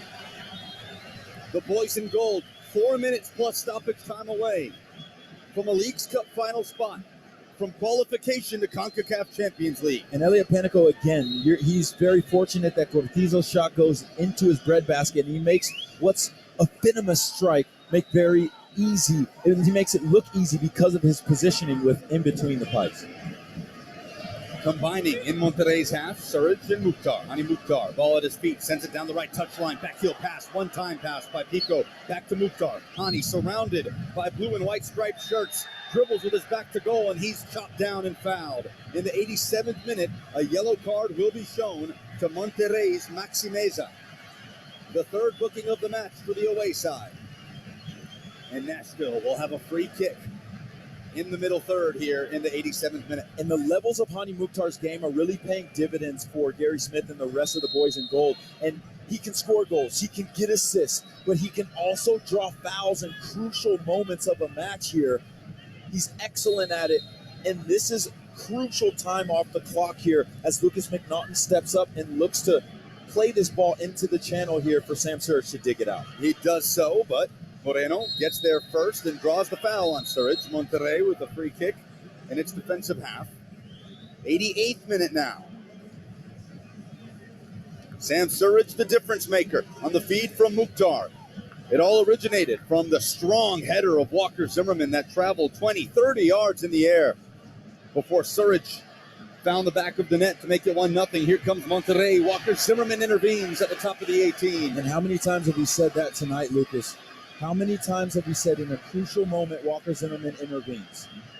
Mukhtar switches back to the near side for Shaq Moore. He settles with the right foot. He shields off Meza and dribbles it into the final third. Moore cuts onto his left foot, switches back to the far side. Dan Lovitz on the left foot. Cross on the way, floated in. Pico rising for the header. Offside flag went up. Monterrey with a free kick in its own box. 2 more changes coming for the visitors from Mexico. It will be Victor Lopez, the 20-year-old rather, making only his second appearance in Leagues Cup. He replaces Maxi Meza, wearing number 210. Every U23 member of the Monterrey side that made this trip to Leagues Cup wearing triple digits. 89th minute.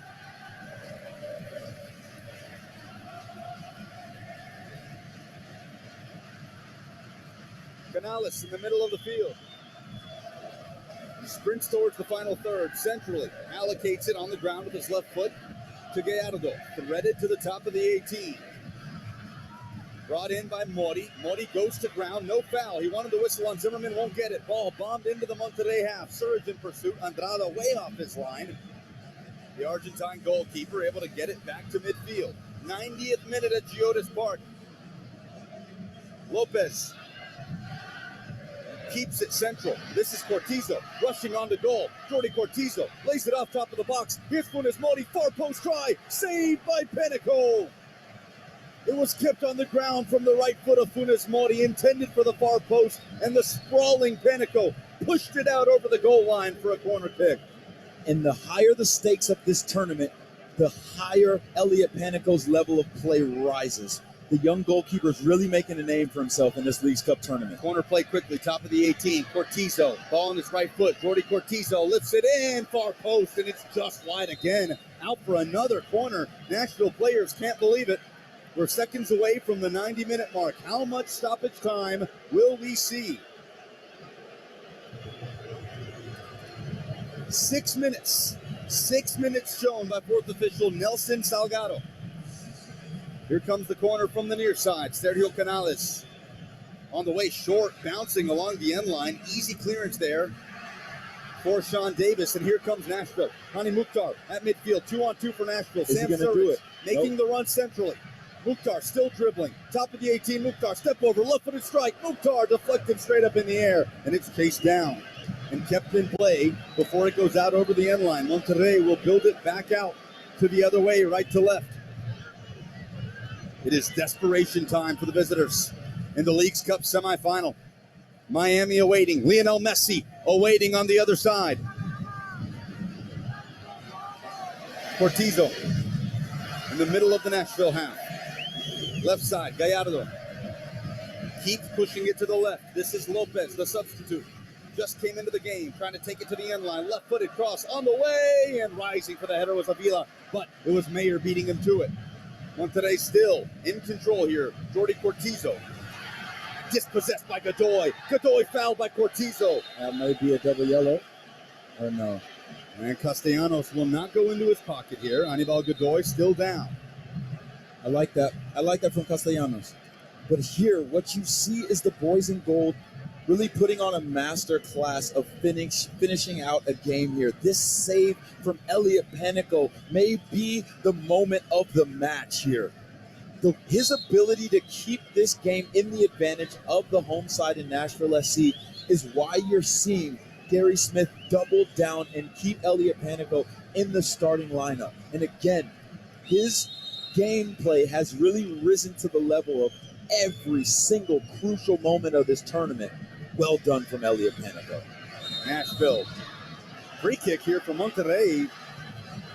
Was it a handball on Sam Surridge on the ball that drifted towards the final third?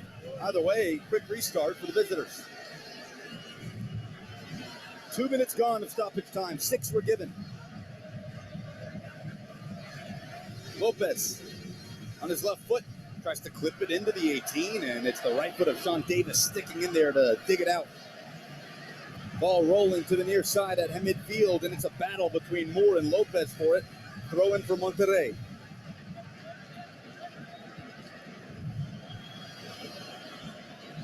Full-on attacking flurry by the visitors here, trying to grab the equalizer from the 67th minute Sam Surridge goal that put Nashville in front.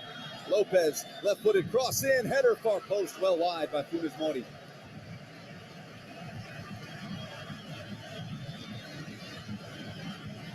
And again, when you play under Gary Smith, what is a prerequisite for your ability to step on the field is your ability to understand the magnitude of these types of moments.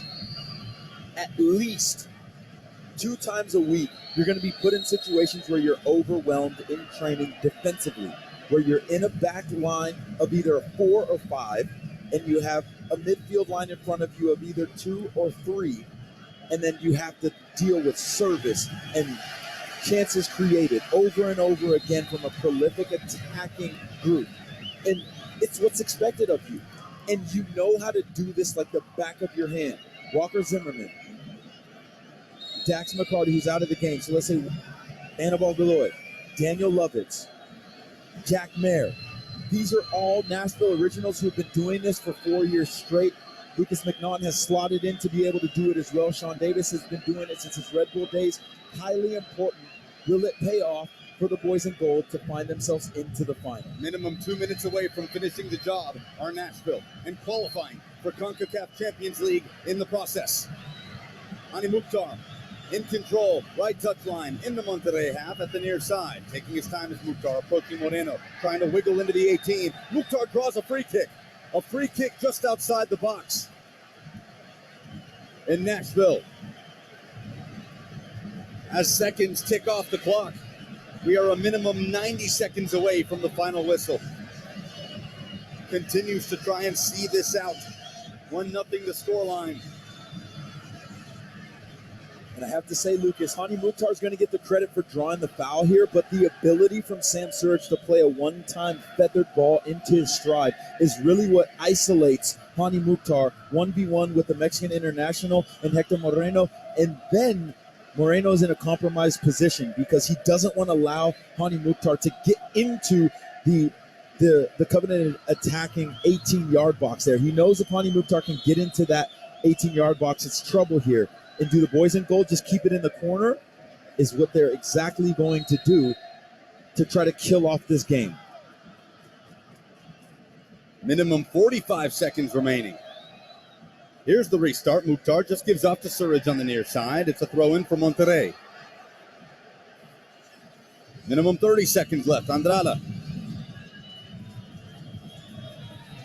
bombs it into the center circle. Mayer heads it straight up into the air and back in towards the Monterrey half. Surridge headed on to Pico. Here's Fafa Pico, Nashville 3-on-3. Pico right side of the box, cuts it back. Pico on his left foot, strike! Pico kills it off! Delirium!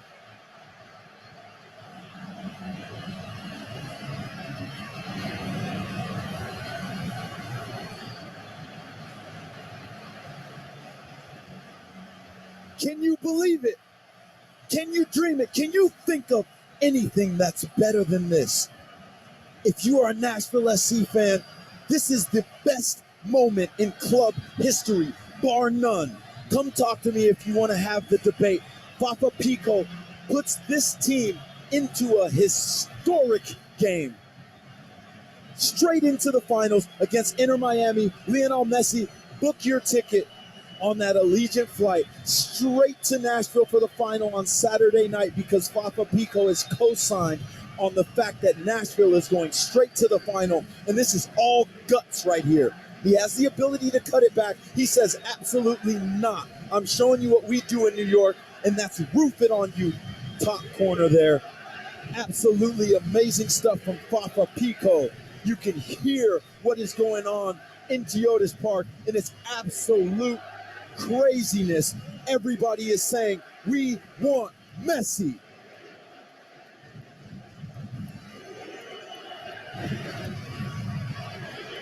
Surely that'll do it. 2-0 Nashville. Here's the kickoff from Monterrey.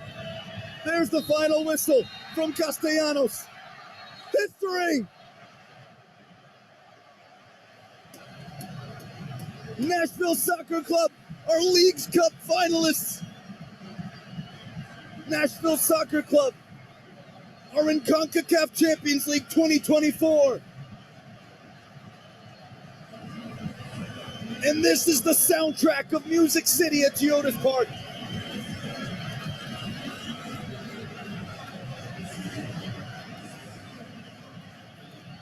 Take it all in, ladies and gentlemen. Take it all in, ladies and gentlemen. Take it all in.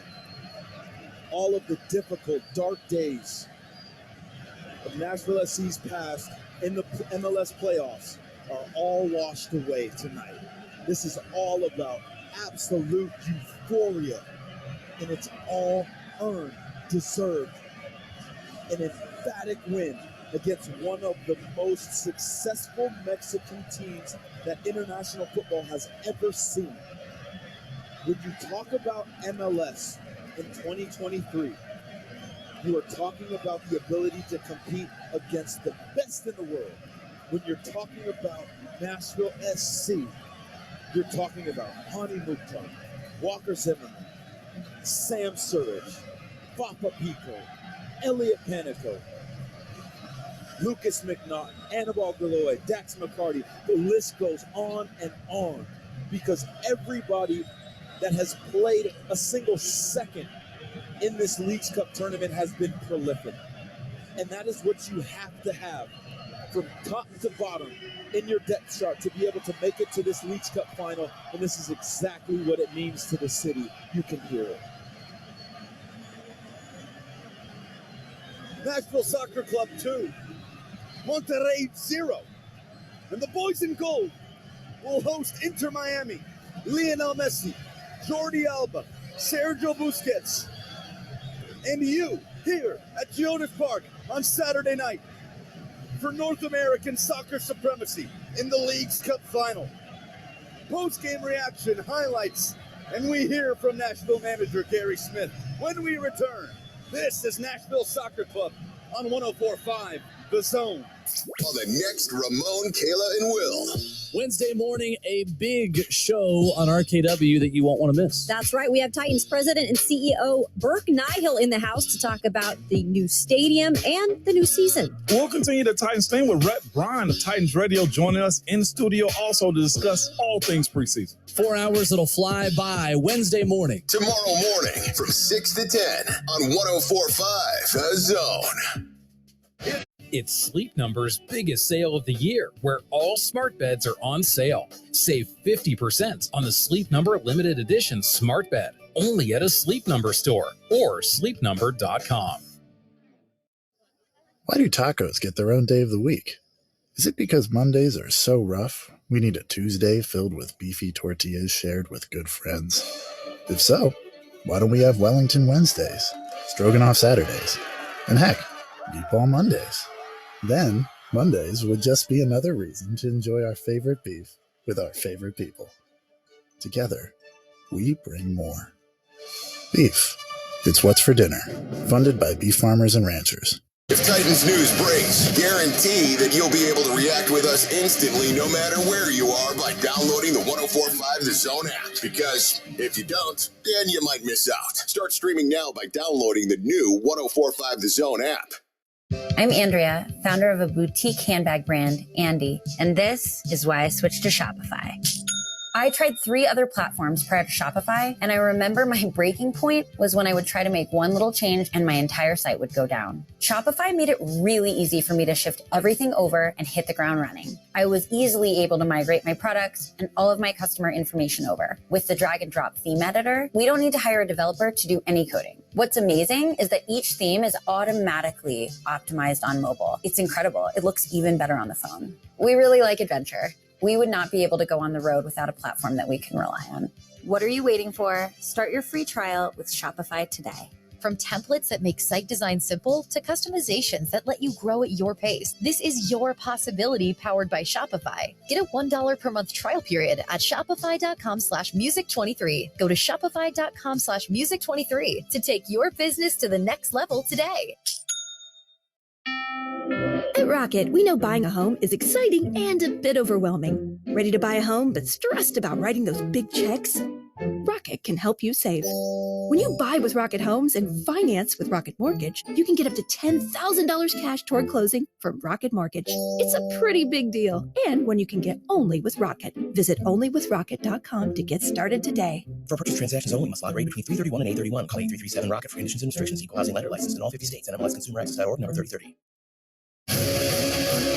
Another Nashville SC match has come to an end. Now time for stats, highlights, and the final word from NSC head coach Gary Smith. This is post-game coverage of Nashville's home for soccer, 104.5 The Zone.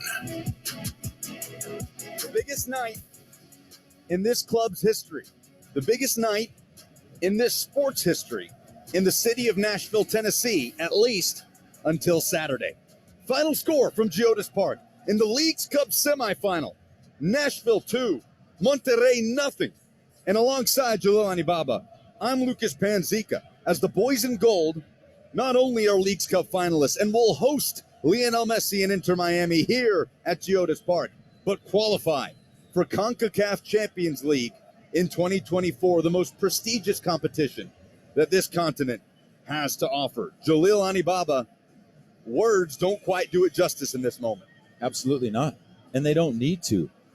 You could hear what was going on here at Geodis Park. It's just amazing stuff. And again, there's just been so much hard work that has gone into getting this club to this level.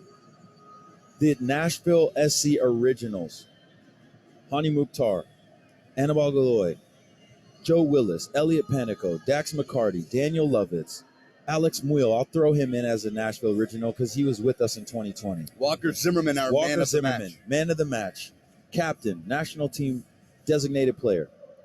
These original players, and if I forgot it, Brian Anunga, these original players really know the pain, the blood, the sweat, the tears alongside the coaching staff. Gary Smith, Matt Pickens, Kosuke Kimura. It's Stephen Guppy. It's all about the ability. Luke Hawkinson, your original as well, my brother.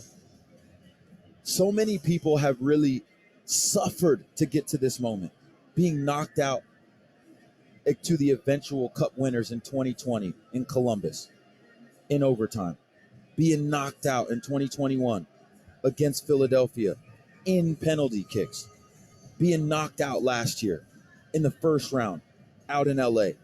To this moment right here, the magnitude is immense, and you can't adequately put it into words. But what I can really muster up and say in this moment is that in the face of adversity, this club has never shied away, and it's always embraced the necessity to grow and to look within and to get better. Each year, this club has gotten better, unequivocally.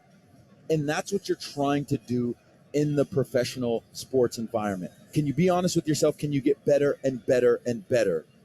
Sam Surich arrives in the most important moment of this 2023 season. I said it on the call, but you get what you pay for. If you pay dollar store price, you get dollar store material.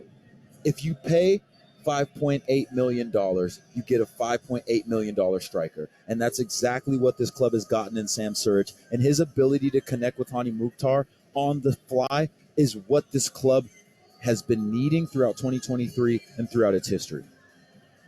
You consider the state that this team was in coming into this competition, having lost 3 consecutive games, having lost 5 of their last 6 games, losing players to injury, to red card suspension, to international duty throughout that process, limping into the tournament in a way. The 2-1 win over Colorado Rapids sparked everything. But you turn around and lose to Toluca in the second group stage game, 4-3, still managed to get out as runners-up in Group C4. And then the penalty shootout win at FC Cincinnati, the only team to beat Cincinnati at TQL Stadium in 2023, springboarding you into the drama against Club America, into the rout against Minnesota United, and into tonight, the 2-0 win against the winningest team in CONCACAF Champions League history in Monterrey, the only team remaining out of Liga MX in this tournament. the last few weeks made that much more special given the state this team was in coming into this competition. And I think Gary Smith would tell you that. He has told us that with what this has done to turn this team's 2023 around. Yeah, absolutely. When you talk about a spark here in this Leagues Cup season, I would say that it's the win at Cincinnati. Yeah. It's the win at Cincinnati in dramatic fashion, in penalty kicks. You see Elliot Panico really define his role as that penalty kick shootout taker. Now he starts the last two matches. Joe Willis has a family issue he needs to attend to against Minnesota United. Elliot Panico gets to start. The question mark is, who do you start in the final? Is it Elliot Panico or Joe Willis? But what you see in very successful sides is you see a team will have their cup goalkeeper and then their league goalkeeper. You can see that being a situation for Gary Smith. But to get back to the point, I think that is the defining moment in this Leagues Cup tournament. And I think as we take a step back in the season at large, I think that will be the turning point of the season. The Cincinnati game. Correct. Because that's when the boys in gold really got over that hump of whatever was going on with the red cards and the, inability to finish out games with 10 men. Very, very strange. And then like an awkward slump that the boys in gold hit. That conversation is now put into not only the rear view mirror, but is put in the trunk. And then you go into another level of confidence to be the first team in 2023 to leave out of TQL Stadium up in Cincinnati victorious. That adds a huge level of confidence to be able to face up against Club América de Liga MX Giants, take them in a crazy fashion in dramatics as well. That also takes your confidence to a whole nother level. And for me, that's why you're able to see the boys in gold go against a 10-men side led by Adrian Heath and Minnesota United and absolutely dismantle them. And then they come in against Monterrey, who's been probably for me the most complete team they played against in Leagues Cup alongside of Toluca FC, in my opinion. And then they go toe-to-toe with them and they really make them pay in moments that count. So for me, again, in the final analysis of the game, we talked about when you speak of MLS now, you're speaking of clubs in a league that can compete with the best talent or with top talent in the world. And then when you speak of Nashville SC, you're talking of players who can really put this club into the conversation of competing with the best in the world. What is there left to say about, MLS is a bottom feeder league? No, it isn't. It's not. It's just unequivocally not. And I've played in this league for about half of my life, 12 years. And I've been living what it really means to play in a league that is at an extremely high level, but the reputation hadn't caught up yet. That reputation took a huge step forward with this Leagues Cup tournament. And Nashville will host Inter Miami as we take a look around Leagues Cup 2023. Only one other match to take a look at. It was Miami's rout of Philadelphia Union in Philadelphia, 4-1. Lionel Messi will head to Music City on Saturday night for the Leagues Cup final. Scores around Leagues Cup brought to you by Geodis, the official logistics partner of Nashville Soccer Club. Geodis is a worldwide transport and logistics leader supporting clients around the world. Geodis, behind every great success, there is great logistics. When we return, man of the match, game statistics, and much, much more to get to as we continue to digest Nashville's 2-0 historic win over Monterrey in the Leagues Cup semifinal. This is Nashville Soccer Club on 104.5 The Zone. 3HL with Brent Doherty, Don Davenport, and Ron Slay. Nashville's hottest sports talk show for your afternoon commute. You want me to tell you how hot it is? How hot is it? It's hot as something I shouldn't say on air. This is how hot it is. Tomorrow starting at 3 on 104.5 The Zone. I'm Andrea, founder of a boutique handbag brand, Andy, and this is why I switched to Shopify. I tried 3 other platforms prior to Shopify, and I remember my breaking point was when I would try to make one little change and my entire site would go down. Shopify made it really easy for me to shift everything over and hit the ground running. I was easily able to migrate my products and all of my customer information over. With the drag and drop theme editor, we don't need to hire a developer to do any coding. What's amazing is that each theme is automatically optimized on mobile. It's incredible. It looks even better on the phone. We really like adventure. We would not be able to go on the road without a platform that we can rely on. What are you waiting for? Start your free trial with Shopify today. From templates that make site design simple to customizations that let you grow at your pace, this is your possibility powered by Shopify. Get a $1 per month trial period at shopify.com/music23. Go to shopify.com/music23 to take your business to the next level today. Guinness Extra Stout is synonymous with get-together moments. Crisp and balanced with bitter-sweet roasted notes and a dry finish, Guinness Extra Stout has been enjoyed all over the world for over 200 years. Guinness has always been about communion, power, and goodness. It's ingrained in its DNA. So the next time you're looking for a beer to share with the people you love, reach for Guinness Extra Stout and let the good times roll. Please drink responsibly. Guinness Extra Stout, imported by Diageo Beer Company, USA, New York, New York. Hear every Nashville SC match right here. Sheffield with the right foot, and Jacob Sheffield in stoppage time scores for Nashville. Your home for the Nashville Soccer Club is 104.5 The Zone. Cumulus Podcast Network presents Putting on the Airs. Join redneck comedians Trey Crowder and Corey Ryan Forrester, two good old Southern boys, as they learn about and analyze fancy people and their culture. Half redneck, half posh. 100% fun and entertaining. Enjoy wherever you listen. Nobody paints the picture like Titans Radio's head coach, Dave McGinnis. Sorry about collapsing a cylinder. That's like you stepped on a tin can. I mean, that thing collapsed so much. Coach Mack and Mike Keith call every Titans game on 104.5 The Zone. Before Shopify, did you find yourself wondering, where are my sales at? But now you're selling with Shopify, the global commerce platform supercharging your selling. You have no problem selling online, in person, on social media, and beyond. Gary, easy on the cha-ching. I can't even get my lines out. Oh, sorry, my bad. But my Shopify sales are through the roof. Amazing, Gary. Bet you're loving how powerful Shopify's tools are. And I can make my brand look however I want without code. And that you can sell on all the marketplaces and socials from your Shopify store. Or all that. Gary, stop leaving sales on the table. Start selling with Shopify and discover how millions of businesses around the world use Shopify to ignite their selling. Sign up for a $1 per month trial period at shopify.com/music23. That's shopify.com/music23. Shopify.com/music23.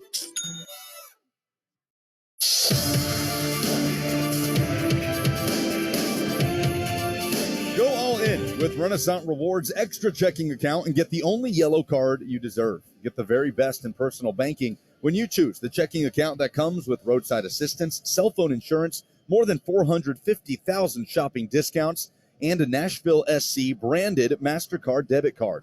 Must have a checking account to receive a debit card. Learn more at renaissancebank.com/NSC, member FDIC.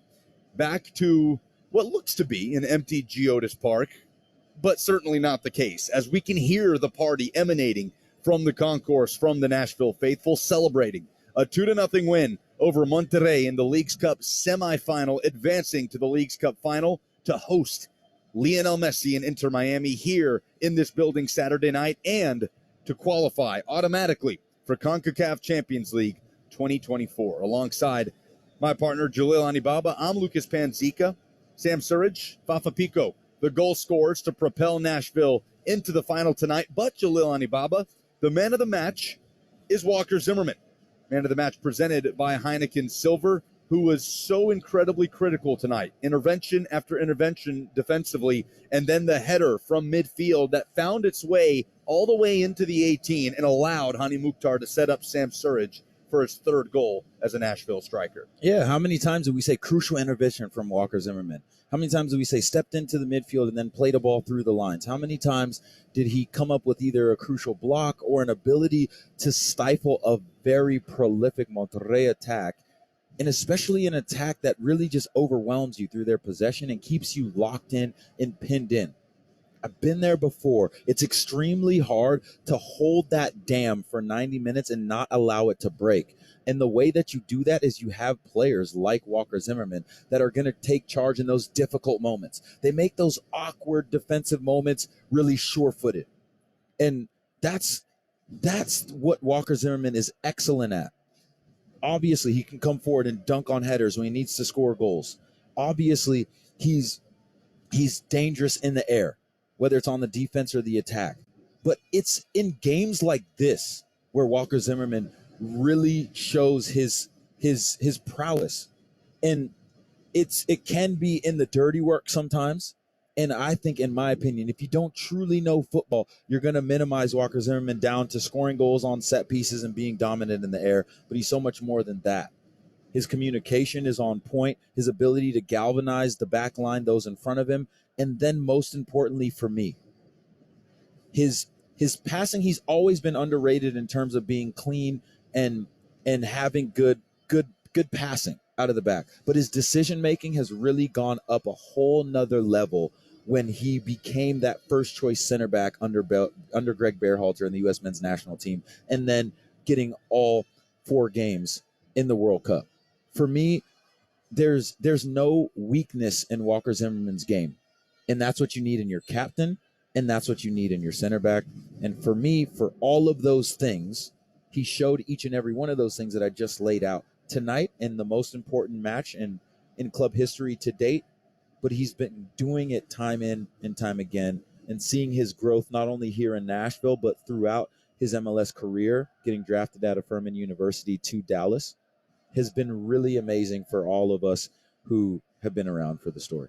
And we talked about the international pedigree of this Monterrey side, nearly 400 caps across the board, whether it be Hector Moreno or Stefan Medina. Just look up and down this team sheet. Mexico, Argentina, Spain, World Cups, glittered resumes, yet it is Nashville's own Walker Zimmerman, the most impressive international pedigree of the boys in gold, who rises to the moment and does collect the assist on that headed ball that spurred Hani Mukhtar laying it off for Sam Surridge for the breakthrough in the 67th minute, as well as obviously what he did defensively. Looking at the game statistics, Jaleel, Nashville outpossessed by 63% to 37. No huge surprise there. Outshot 22-13, but as far as shots on goal, Nashville putting 7 on frame, Monterrey only 3. 2 of those big-time saves by Elliot Panico in the final moments. Yeah, absolutely. Elliot Panico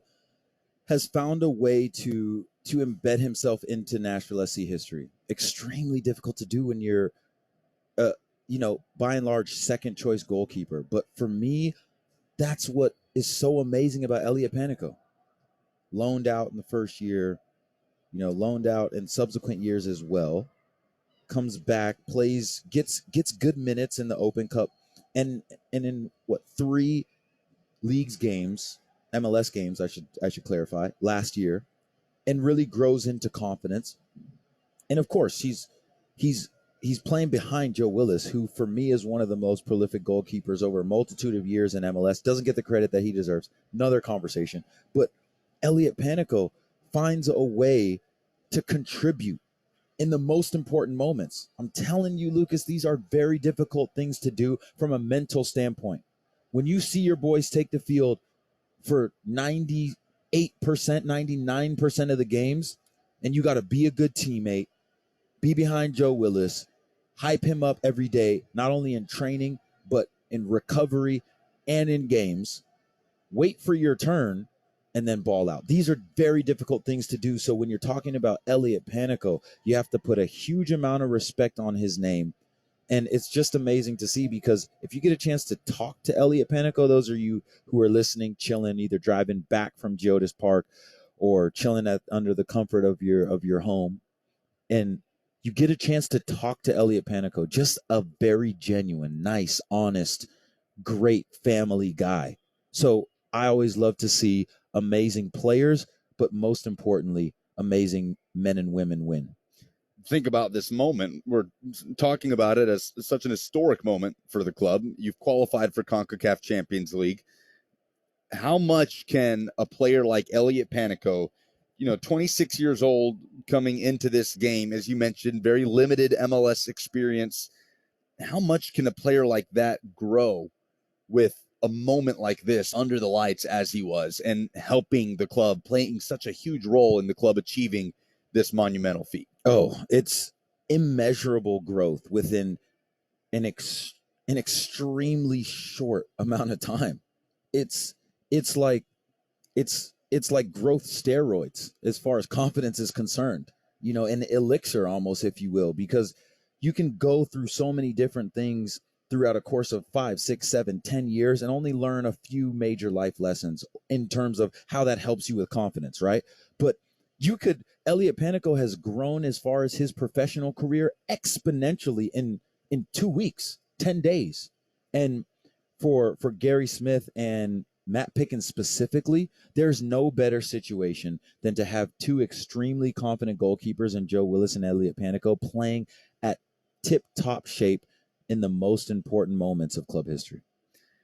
With that, we go down to Gary Smith in the press room here at Geodis Park following Nashville's 2-0 win over Monterrey in the League's Cup semifinal. The guys in here and ladies seen it. If you have, you probably have a better idea than I. But I would seriously question why that goal is scratched off. Just 1 second, guys.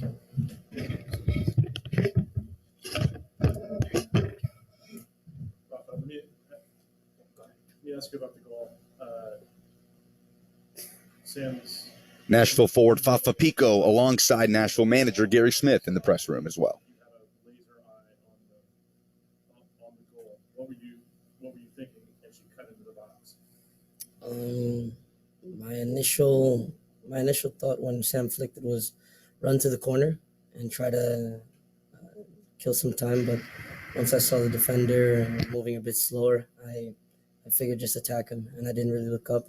And once I got in, I was just looking for a little space to get a shot off with the goalie being half blinded. So I'm glad it went because I probably would have heard something. Gary, well, for some of us, who gave you a chance. Thank you, Clark. Thank you. Appreciate that. Honestly, we did think that you guys had a shot at this, even though, and it probably is better when you do it against a team like Monterrey, isn't it? They are a very, very good side. When I looked at the games that they've played in this tournament, couple of games that they've had in the early part of their season, they're an almost complete side. They have very good technicians. They play at a very good pace. They have great creative individuals in the side. They have pace in certain areas. And the other thing is as well, this is obviously a brand new tournament, but I think they've done a wonderful job of winning inside 90 minutes to this point. And they've stayed away from home for a long, long period of time. It takes an awful lot of substance and guile to keep going to, somebody else's backyard, if you like. So we knew fully the sort of game we were in for. There was a lot of respect needed for Monterrey, but I think there's a fine line between that respect and maybe giving them too much, and they end up taking charge of the game for too long. I thought the guys did a wonderful job of starting the game off on a really bright note, aggressive note. The goal that was disallowed, a couple of other opportunities that came our way. But when we were under pressure, which I think we all felt we were going to be at certain points in the game, there was that internal fibre and spirit that you've seen from this group so many times to deny them the opportunity to get back in the game. And I think it's that combination and balance that has seen us end up as winners today, because it was always going to be a very, very tight game and there was going to be very little in it. Okay, we'll go here in the third row. Go ahead. Gary, we saw against Club America, you guys had a pretty front-foot approach again tonight, and then even after going up a goal, you guys continued to push. I'm curious, what went into preparation for that this week? And Dax, kind of a similar question for you. What was it like on the field? What was the communication and how you guys were going to put it? Well, if you want to start, mate, I don't mind. Well, yeah. First of all, full respect to Monterrey. They're one of the best teams that I think we've played since our existence started in 2020. For us to be able to win the game outright in regulation. 2 great goals, clean sheet. I mean, it's a really great performance from us, and it's a really great feeling to beat a team that good, knowing that we have a final coming up here at home against another great team that's going to do very similar things to what Monterey tries to accomplish in possession. So the dialogue leading up to the game was, we're at home. We want to be aggressive. We want to be on the front foot. We want to try to put them under pressure, especially early on in the game, which we were able to accomplish. I have seen the goal back, Hani's goal back, and it's a shame that they chalked it off because I don't think Alex Mouil has anything to do with, distracting the goalkeeper. I'm assuming that is why they called it off. And so it's a frustrating one because you start the game on the front foot, you get the goal, and you think you're just going to continue to go on from there and be able to absorb pressure, hit them on the counterattack. So we wanted to keep our lines tight. Alex Mouil, his job was to help us in the midfield. And then when their fullbacks got high and wide, tried to do a job on their fullbacks because they overload you in so many areas.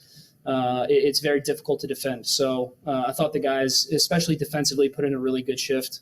It's hard to single out anyone, but I mean, our captain Walker with the header that leads to the goal that puts us on our way, just an immense performance from him. And I think just everyone in this tournament, we've really bought into getting back to, I think, what made us so strong early on in our existence, which was compact, making sure we're hard to break down, trying to be brave in moments of possession on the ball. Monterey counterpressed us a lot, and at times we lost it, but we never, I think our body language throughout this whole tournament has just been fantastic. We've been really positive, and we're going to need that again in the final. So it's obviously been a good run for us, and we're just hoping to take this positive momentum and carry it over to a big game coming up. I think Dax has covered an awful lot there, Ben. All I would add to that is there's not an awful lot of time between the games. We all know that. So the loading on these guys has been enormous. What they have been able to do is take on board some subtle shifts in the way that we've played against slightly different opponents, and they've executed magnificently well. Dax, coming into the season, you talked about thinking about retirement and all that, and then you come into this season, you continue to play a big role for this team. 2 questions for you. First, did you expect to play as big of a role so far, and how does it feel to play such a big role and lead your team to the cup final? God, it's a good question. I think I went into this season not knowing what my future held and just wanting to enjoy it as much as I possibly could. I think I've been on 1-year contracts for the last year or two. And I think that's the first time in my career that's ever happened. And so there's a little bit of nervousness that comes along with that, not knowing what the next year holds, but there's also a little bit of freedom that comes along with that because you just enjoy it. I enjoy coming to training every day with this group of guys and this staff, and just trying to challenge myself to continue to play at a high level. And there are moments where you doubt yourself. I've doubted myself this year, especially after the Cincinnati game at home, where, honestly, I thought this could be it for me. But I had a lot of people pick me up. The coaching staff has done a great job of, I think, managing my minutes and my body. When I feel like I've played well, I want to start every game. And, Gary tells me I'm coming out. I'm secretly pissed off. But, I mean, there's so much respect there that I know that he's looking out for my best interest, but also for the team. And I think that's the reason why you go out and you sign a Jan Gregus, you sign a Sean Davis, you have a Brian Anunga to be able to come in and be able to rotate guys in the midfield, because that's what makes our team successful. So listen, I've just really tried to enjoy each game as it comes, because every player will tell you, I mean, I want to play till I'm 50, but I don't think that it does me any good thinking past next week. I'm just trying to enjoy every minute of it. Yeah, that's kind of piggyback. That is Nashville manager Gary Smith, forward Fafa Pico, and midfielder Dax McCarty speaking with the media following Nashville's 2-0 Leagues Cup semifinal win over Monterrey to propel Nashville into the Leagues Cup final against Miami and to qualify Nashville for CONCACAF Champions League 2024. Alongside Jalil Anibaba, I'm Lucas Panzica. So some words of wisdom there from Dax McCarty on staying in the present. And how massive has he been in this Nashville run? He's been amazing. He's been absolutely amazing. It's a well-welcomed question from the veteran in terms of, you may have thought about retirement coming into this season, X, Y, and Z. It's interesting because Dax McCarty is from Winter Park. I have family from the area as well. So during the off season, from Florida. Yeah.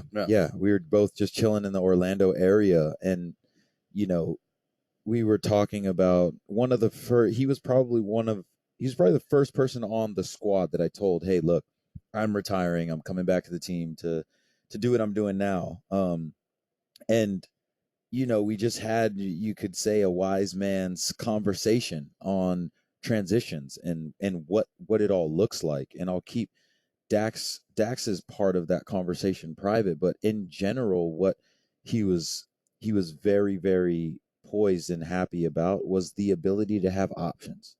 And any of my closest friends, when you're talking about transitions, Dax McCarty being one of those guys, he has so many things that he can do. And I think when you do have those options to walk away from the game or X, Y, and Z, it can make your decision a little bit more difficult, and it can make it easier. It just depends on the type of person that you are. And if you know Dax, you know that he's the type of person that goes all into what he does. He puts his best foot forward into every single thing that he can in life, whether it's family life, being a good teammate, being a good dad, being obviously a prolific soccer player, and to be able to see him get better this season, in my opinion, because he spoke candidly about, having a mistake in the Cincinnati game where Nashville falls to Pat Noonan's side early in the season, and Dax made an unequivocal mistake that cost the team points. And you can doubt yourself as an older player. I've been there before, and that can really seep into your mentality and sour your mood in terms of living out your dream, and you can become jaded. But the most important thing for me that he said there was that he had a support system throughout the coaching staff, and most importantly for players, it's going to be your boys in the locker room that really galvanize you and pick you up. And Dax has benefited from that and then paid it forward even more. Now here he is, one of the most accomplished players in Major League Soccer history with over 450 career appearances, helping his team, playing a critical role in his team's arrival to the League's Cup final. 4 assists along the way for Dax McCarty in 6 games. When we come back, we'll relive the night at Geodis Park, and what a night it was as Nashville move on to host Inter Miami in the League's Cup final Saturday night here in Music City. 2-0 the final over Monterrey. This is Nashville Soccer Club on 104.5 The Zone. Buck Rising isn't afraid to say it, even if you disagree. I understand if what I'm saying to you bothers you, because I'm skeptical. Again, you are entitled to have as strong of an opinion as you want about your football team. That is entirely your right. I'm just telling you how I'm looking at it is the defense has a lot more questions than people seem to want to acknowledge. Tomorrow from 10 a.m. to 1 p.m. on 104.5 The Zone. Before Shopify, did you find yourself wondering, where are my sales at? But now you're selling with Shopify, the global commerce platform supercharging your selling. You have no problem selling online, in person, on social media, and beyond. Gary, easy on the cha-ching. I can't even get my lines out. Oh, sorry, my bad. But my Shopify sales are through the roof. Amazing, Gary. Bet you're loving how powerful Shopify's tools are. And I can make my brand look however I want without code. And that you can sell on all the marketplaces and socials from your Shopify store. Or all that. Gary, stop leaving sales on the table. Start selling with Shopify and discover how millions of businesses around the world use Shopify to ignite their selling. Sign up for a $1 per month trial period at shopify.com/music23. That's shopify.com/music23. Shopify.com/music23. Guinness Extra Stout is synonymous with get-together moments. Crisp and balanced with bitter-sweet roasted notes and a dry finish. Guinness Extra Stout has been enjoyed all over the world for over 200 years. Guinness has always been about communion, power, and goodness. It's ingrained in its DNA. So the next time you're looking for a beer to share with the people you love, reach for Guinness Extra Stout and let the good times roll. Please drink responsibly. Guinness Extra Stout, imported by Diageo Beer Company, USA, New York, New York. At Rocket, we know buying a home is exciting and a bit overwhelming. Ready to buy a home but stressed about writing those big checks? Rocket can help you save. When you buy with Rocket Homes and finance with Rocket Mortgage, you can get up to $10,000 cash toward closing from Rocket Mortgage. It's a pretty big deal, and one you can get only with Rocket. Visit onlywithrocket.com to get started today. For purchase transactions only, must log rate between 331 and 831. Call 8337-ROCKET for conditions and restrictions. Equal housing lender licensed in all 50 states. NMLSConsumerAccess.org number 3030. It's Sleep Number's biggest sale of the year, where all smart beds are on sale. Save 50% on the Sleep Number limited edition smart bed, only at a Sleep Number store or sleepnumber.com. It's Sleep Number's biggest sale of the year, where all smart beds are on sale. Save 50% on the Sleep Number limited edition smart bed, only at a Sleep Number store or sleepnumber.com. I'm Andrea, founder of a boutique handbag brand, Andy, and this is why I switched to Shopify. I tried 3 other platforms prior to Shopify, and I remember my breaking point was when I would try to make one little change and my entire site would go down. Shopify made it really easy for me to shift everything over and hit the ground running. I was easily able to migrate my products and all of my customer information over. With the drag and drop theme editor, we don't need to hire a developer to do any coding. What's amazing is that each theme is automatically optimized on mobile. It's incredible. It looks even better on the phone. We really like adventure. We would not be able to go on the road without a platform that we can rely on. What are you waiting for? Start your free trial with Shopify today. From templates that make site design simple to customizations that let you grow at your pace, this is your possibility powered by Shopify. Get a $1 per month trial period at shopify.com/music23. Go to shopify.com/music23 to take your business to the next level today. GFX Gallatin, Nashville. A Cumulus media station. Your flagship for Titans Radio. 104.5 The Zone. Wrapping things up after an absolutely electric night at Geodis Park. And as Nashville SC fans head home, we remind you to designate before you celebrate, because fans don't let fans drive drunk. Brought to you by the Tennessee Highway Safety Office, alongside 12-year MLS veteran, Nashville SC Club Ambassador Jaleel Anibaba. I'm Lucas Panzica. Jackson Williams is our producer.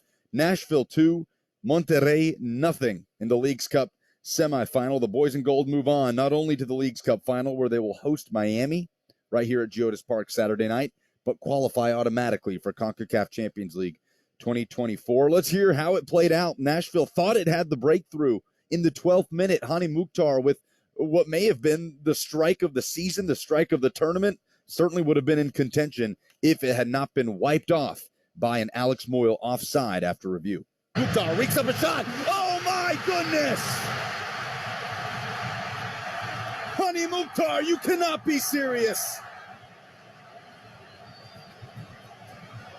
It's a stunner of a strike by the Nashville Talisman. And in the 12th minute, Nashville 1, Monterrey 0.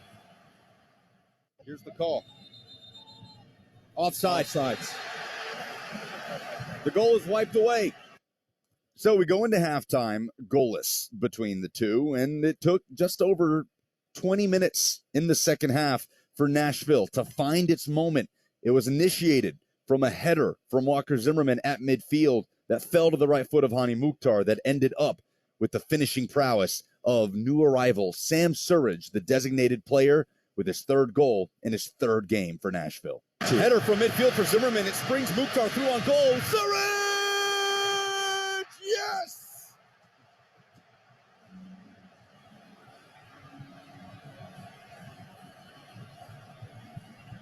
From the head of Walker Zimmerman to the right foot of Hani Mukhtar to the finishing prowess of Sam Surridge.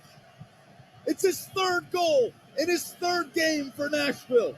And in the 67th minute, The boys in gold have found their breakthrough.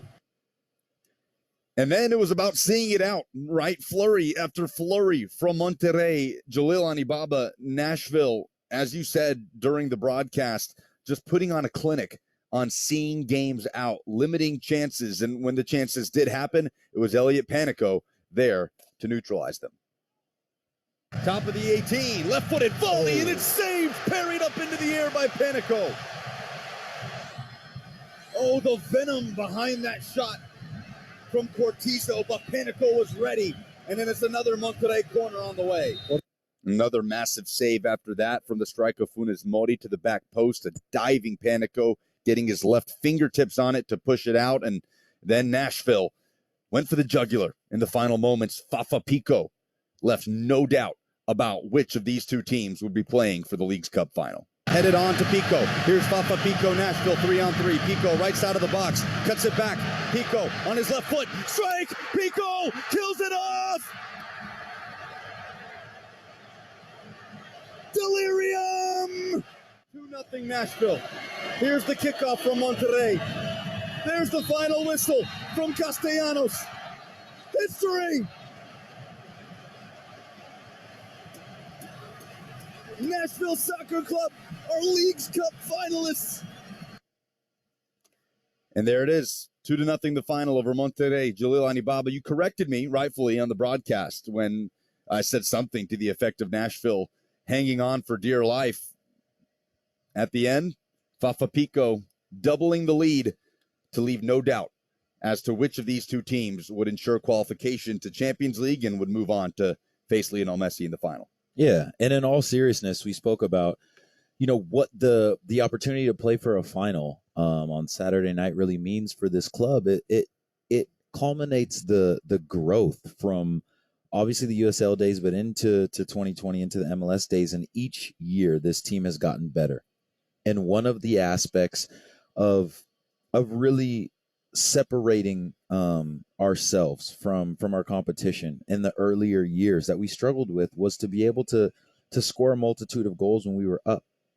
I'm not talking about the hat trick game against Chicago at Nissan Stadium where Hani Mukhtar scores that fastest hat trick in club history. I'm not talking about those types of games. I'm talking about your close games where you're up 2-1 or you're up 1-0. We would struggle with scoring that second goal or that third goal when it's 2-1 to put it out of reach. But that's actually something that we've seen has been a staple in this 2023 season for the boys in gold.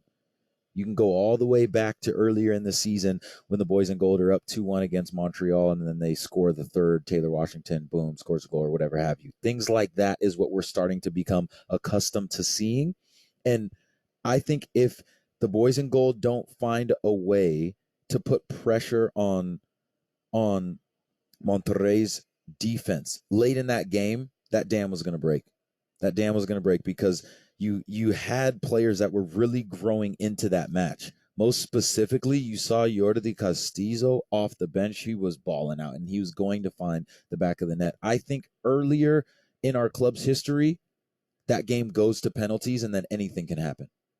But how and why I've really seen this team take a huge step forward, and now they're into the League's Cup final, is because they're adopting the aspect of football made very, I would say, commonplace and popular by Pep Guardiola, is the best way to defend a lead is to score another goal. And now the best player on the planet is coming to Music City.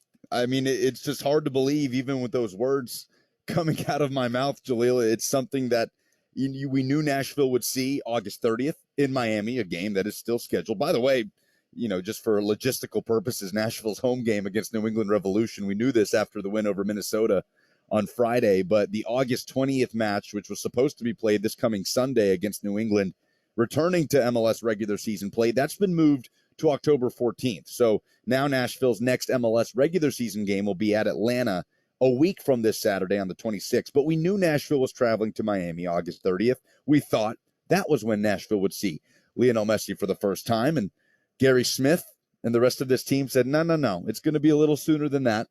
And it's going to be at our place.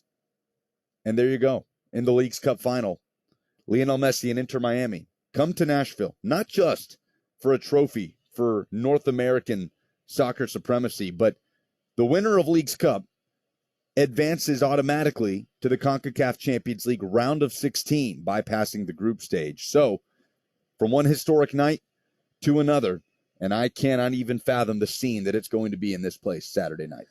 Yeah, I think, the benefit that Nashville has in terms of understanding what is potentially going to ensue here at Geodis Park, as far as all of the extras and the pandemonium and everything that's going to come with the game on Saturday, is they've had 6 previous games to watch from the outside looking in to see really how it's going to all play out.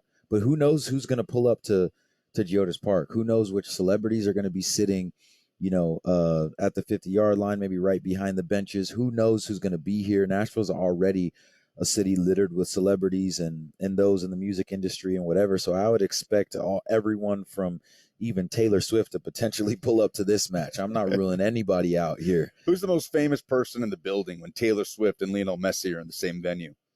Messi, and I'll have arguments with anybody about this. Yeah, I think I'm with you on that one. Yeah, but it's no disrespect to Taylor Swift. No, but none whatsoever. Yeah, I think so. Hey, Swifties, please don't come at me. Don't start going crazy. We might on have me just on, broke that on Twitter there, but that one's on me. It's all good. I think the Messi fans will back me up here. But we're advocating for both of them to be in the building, just to set the record straight here.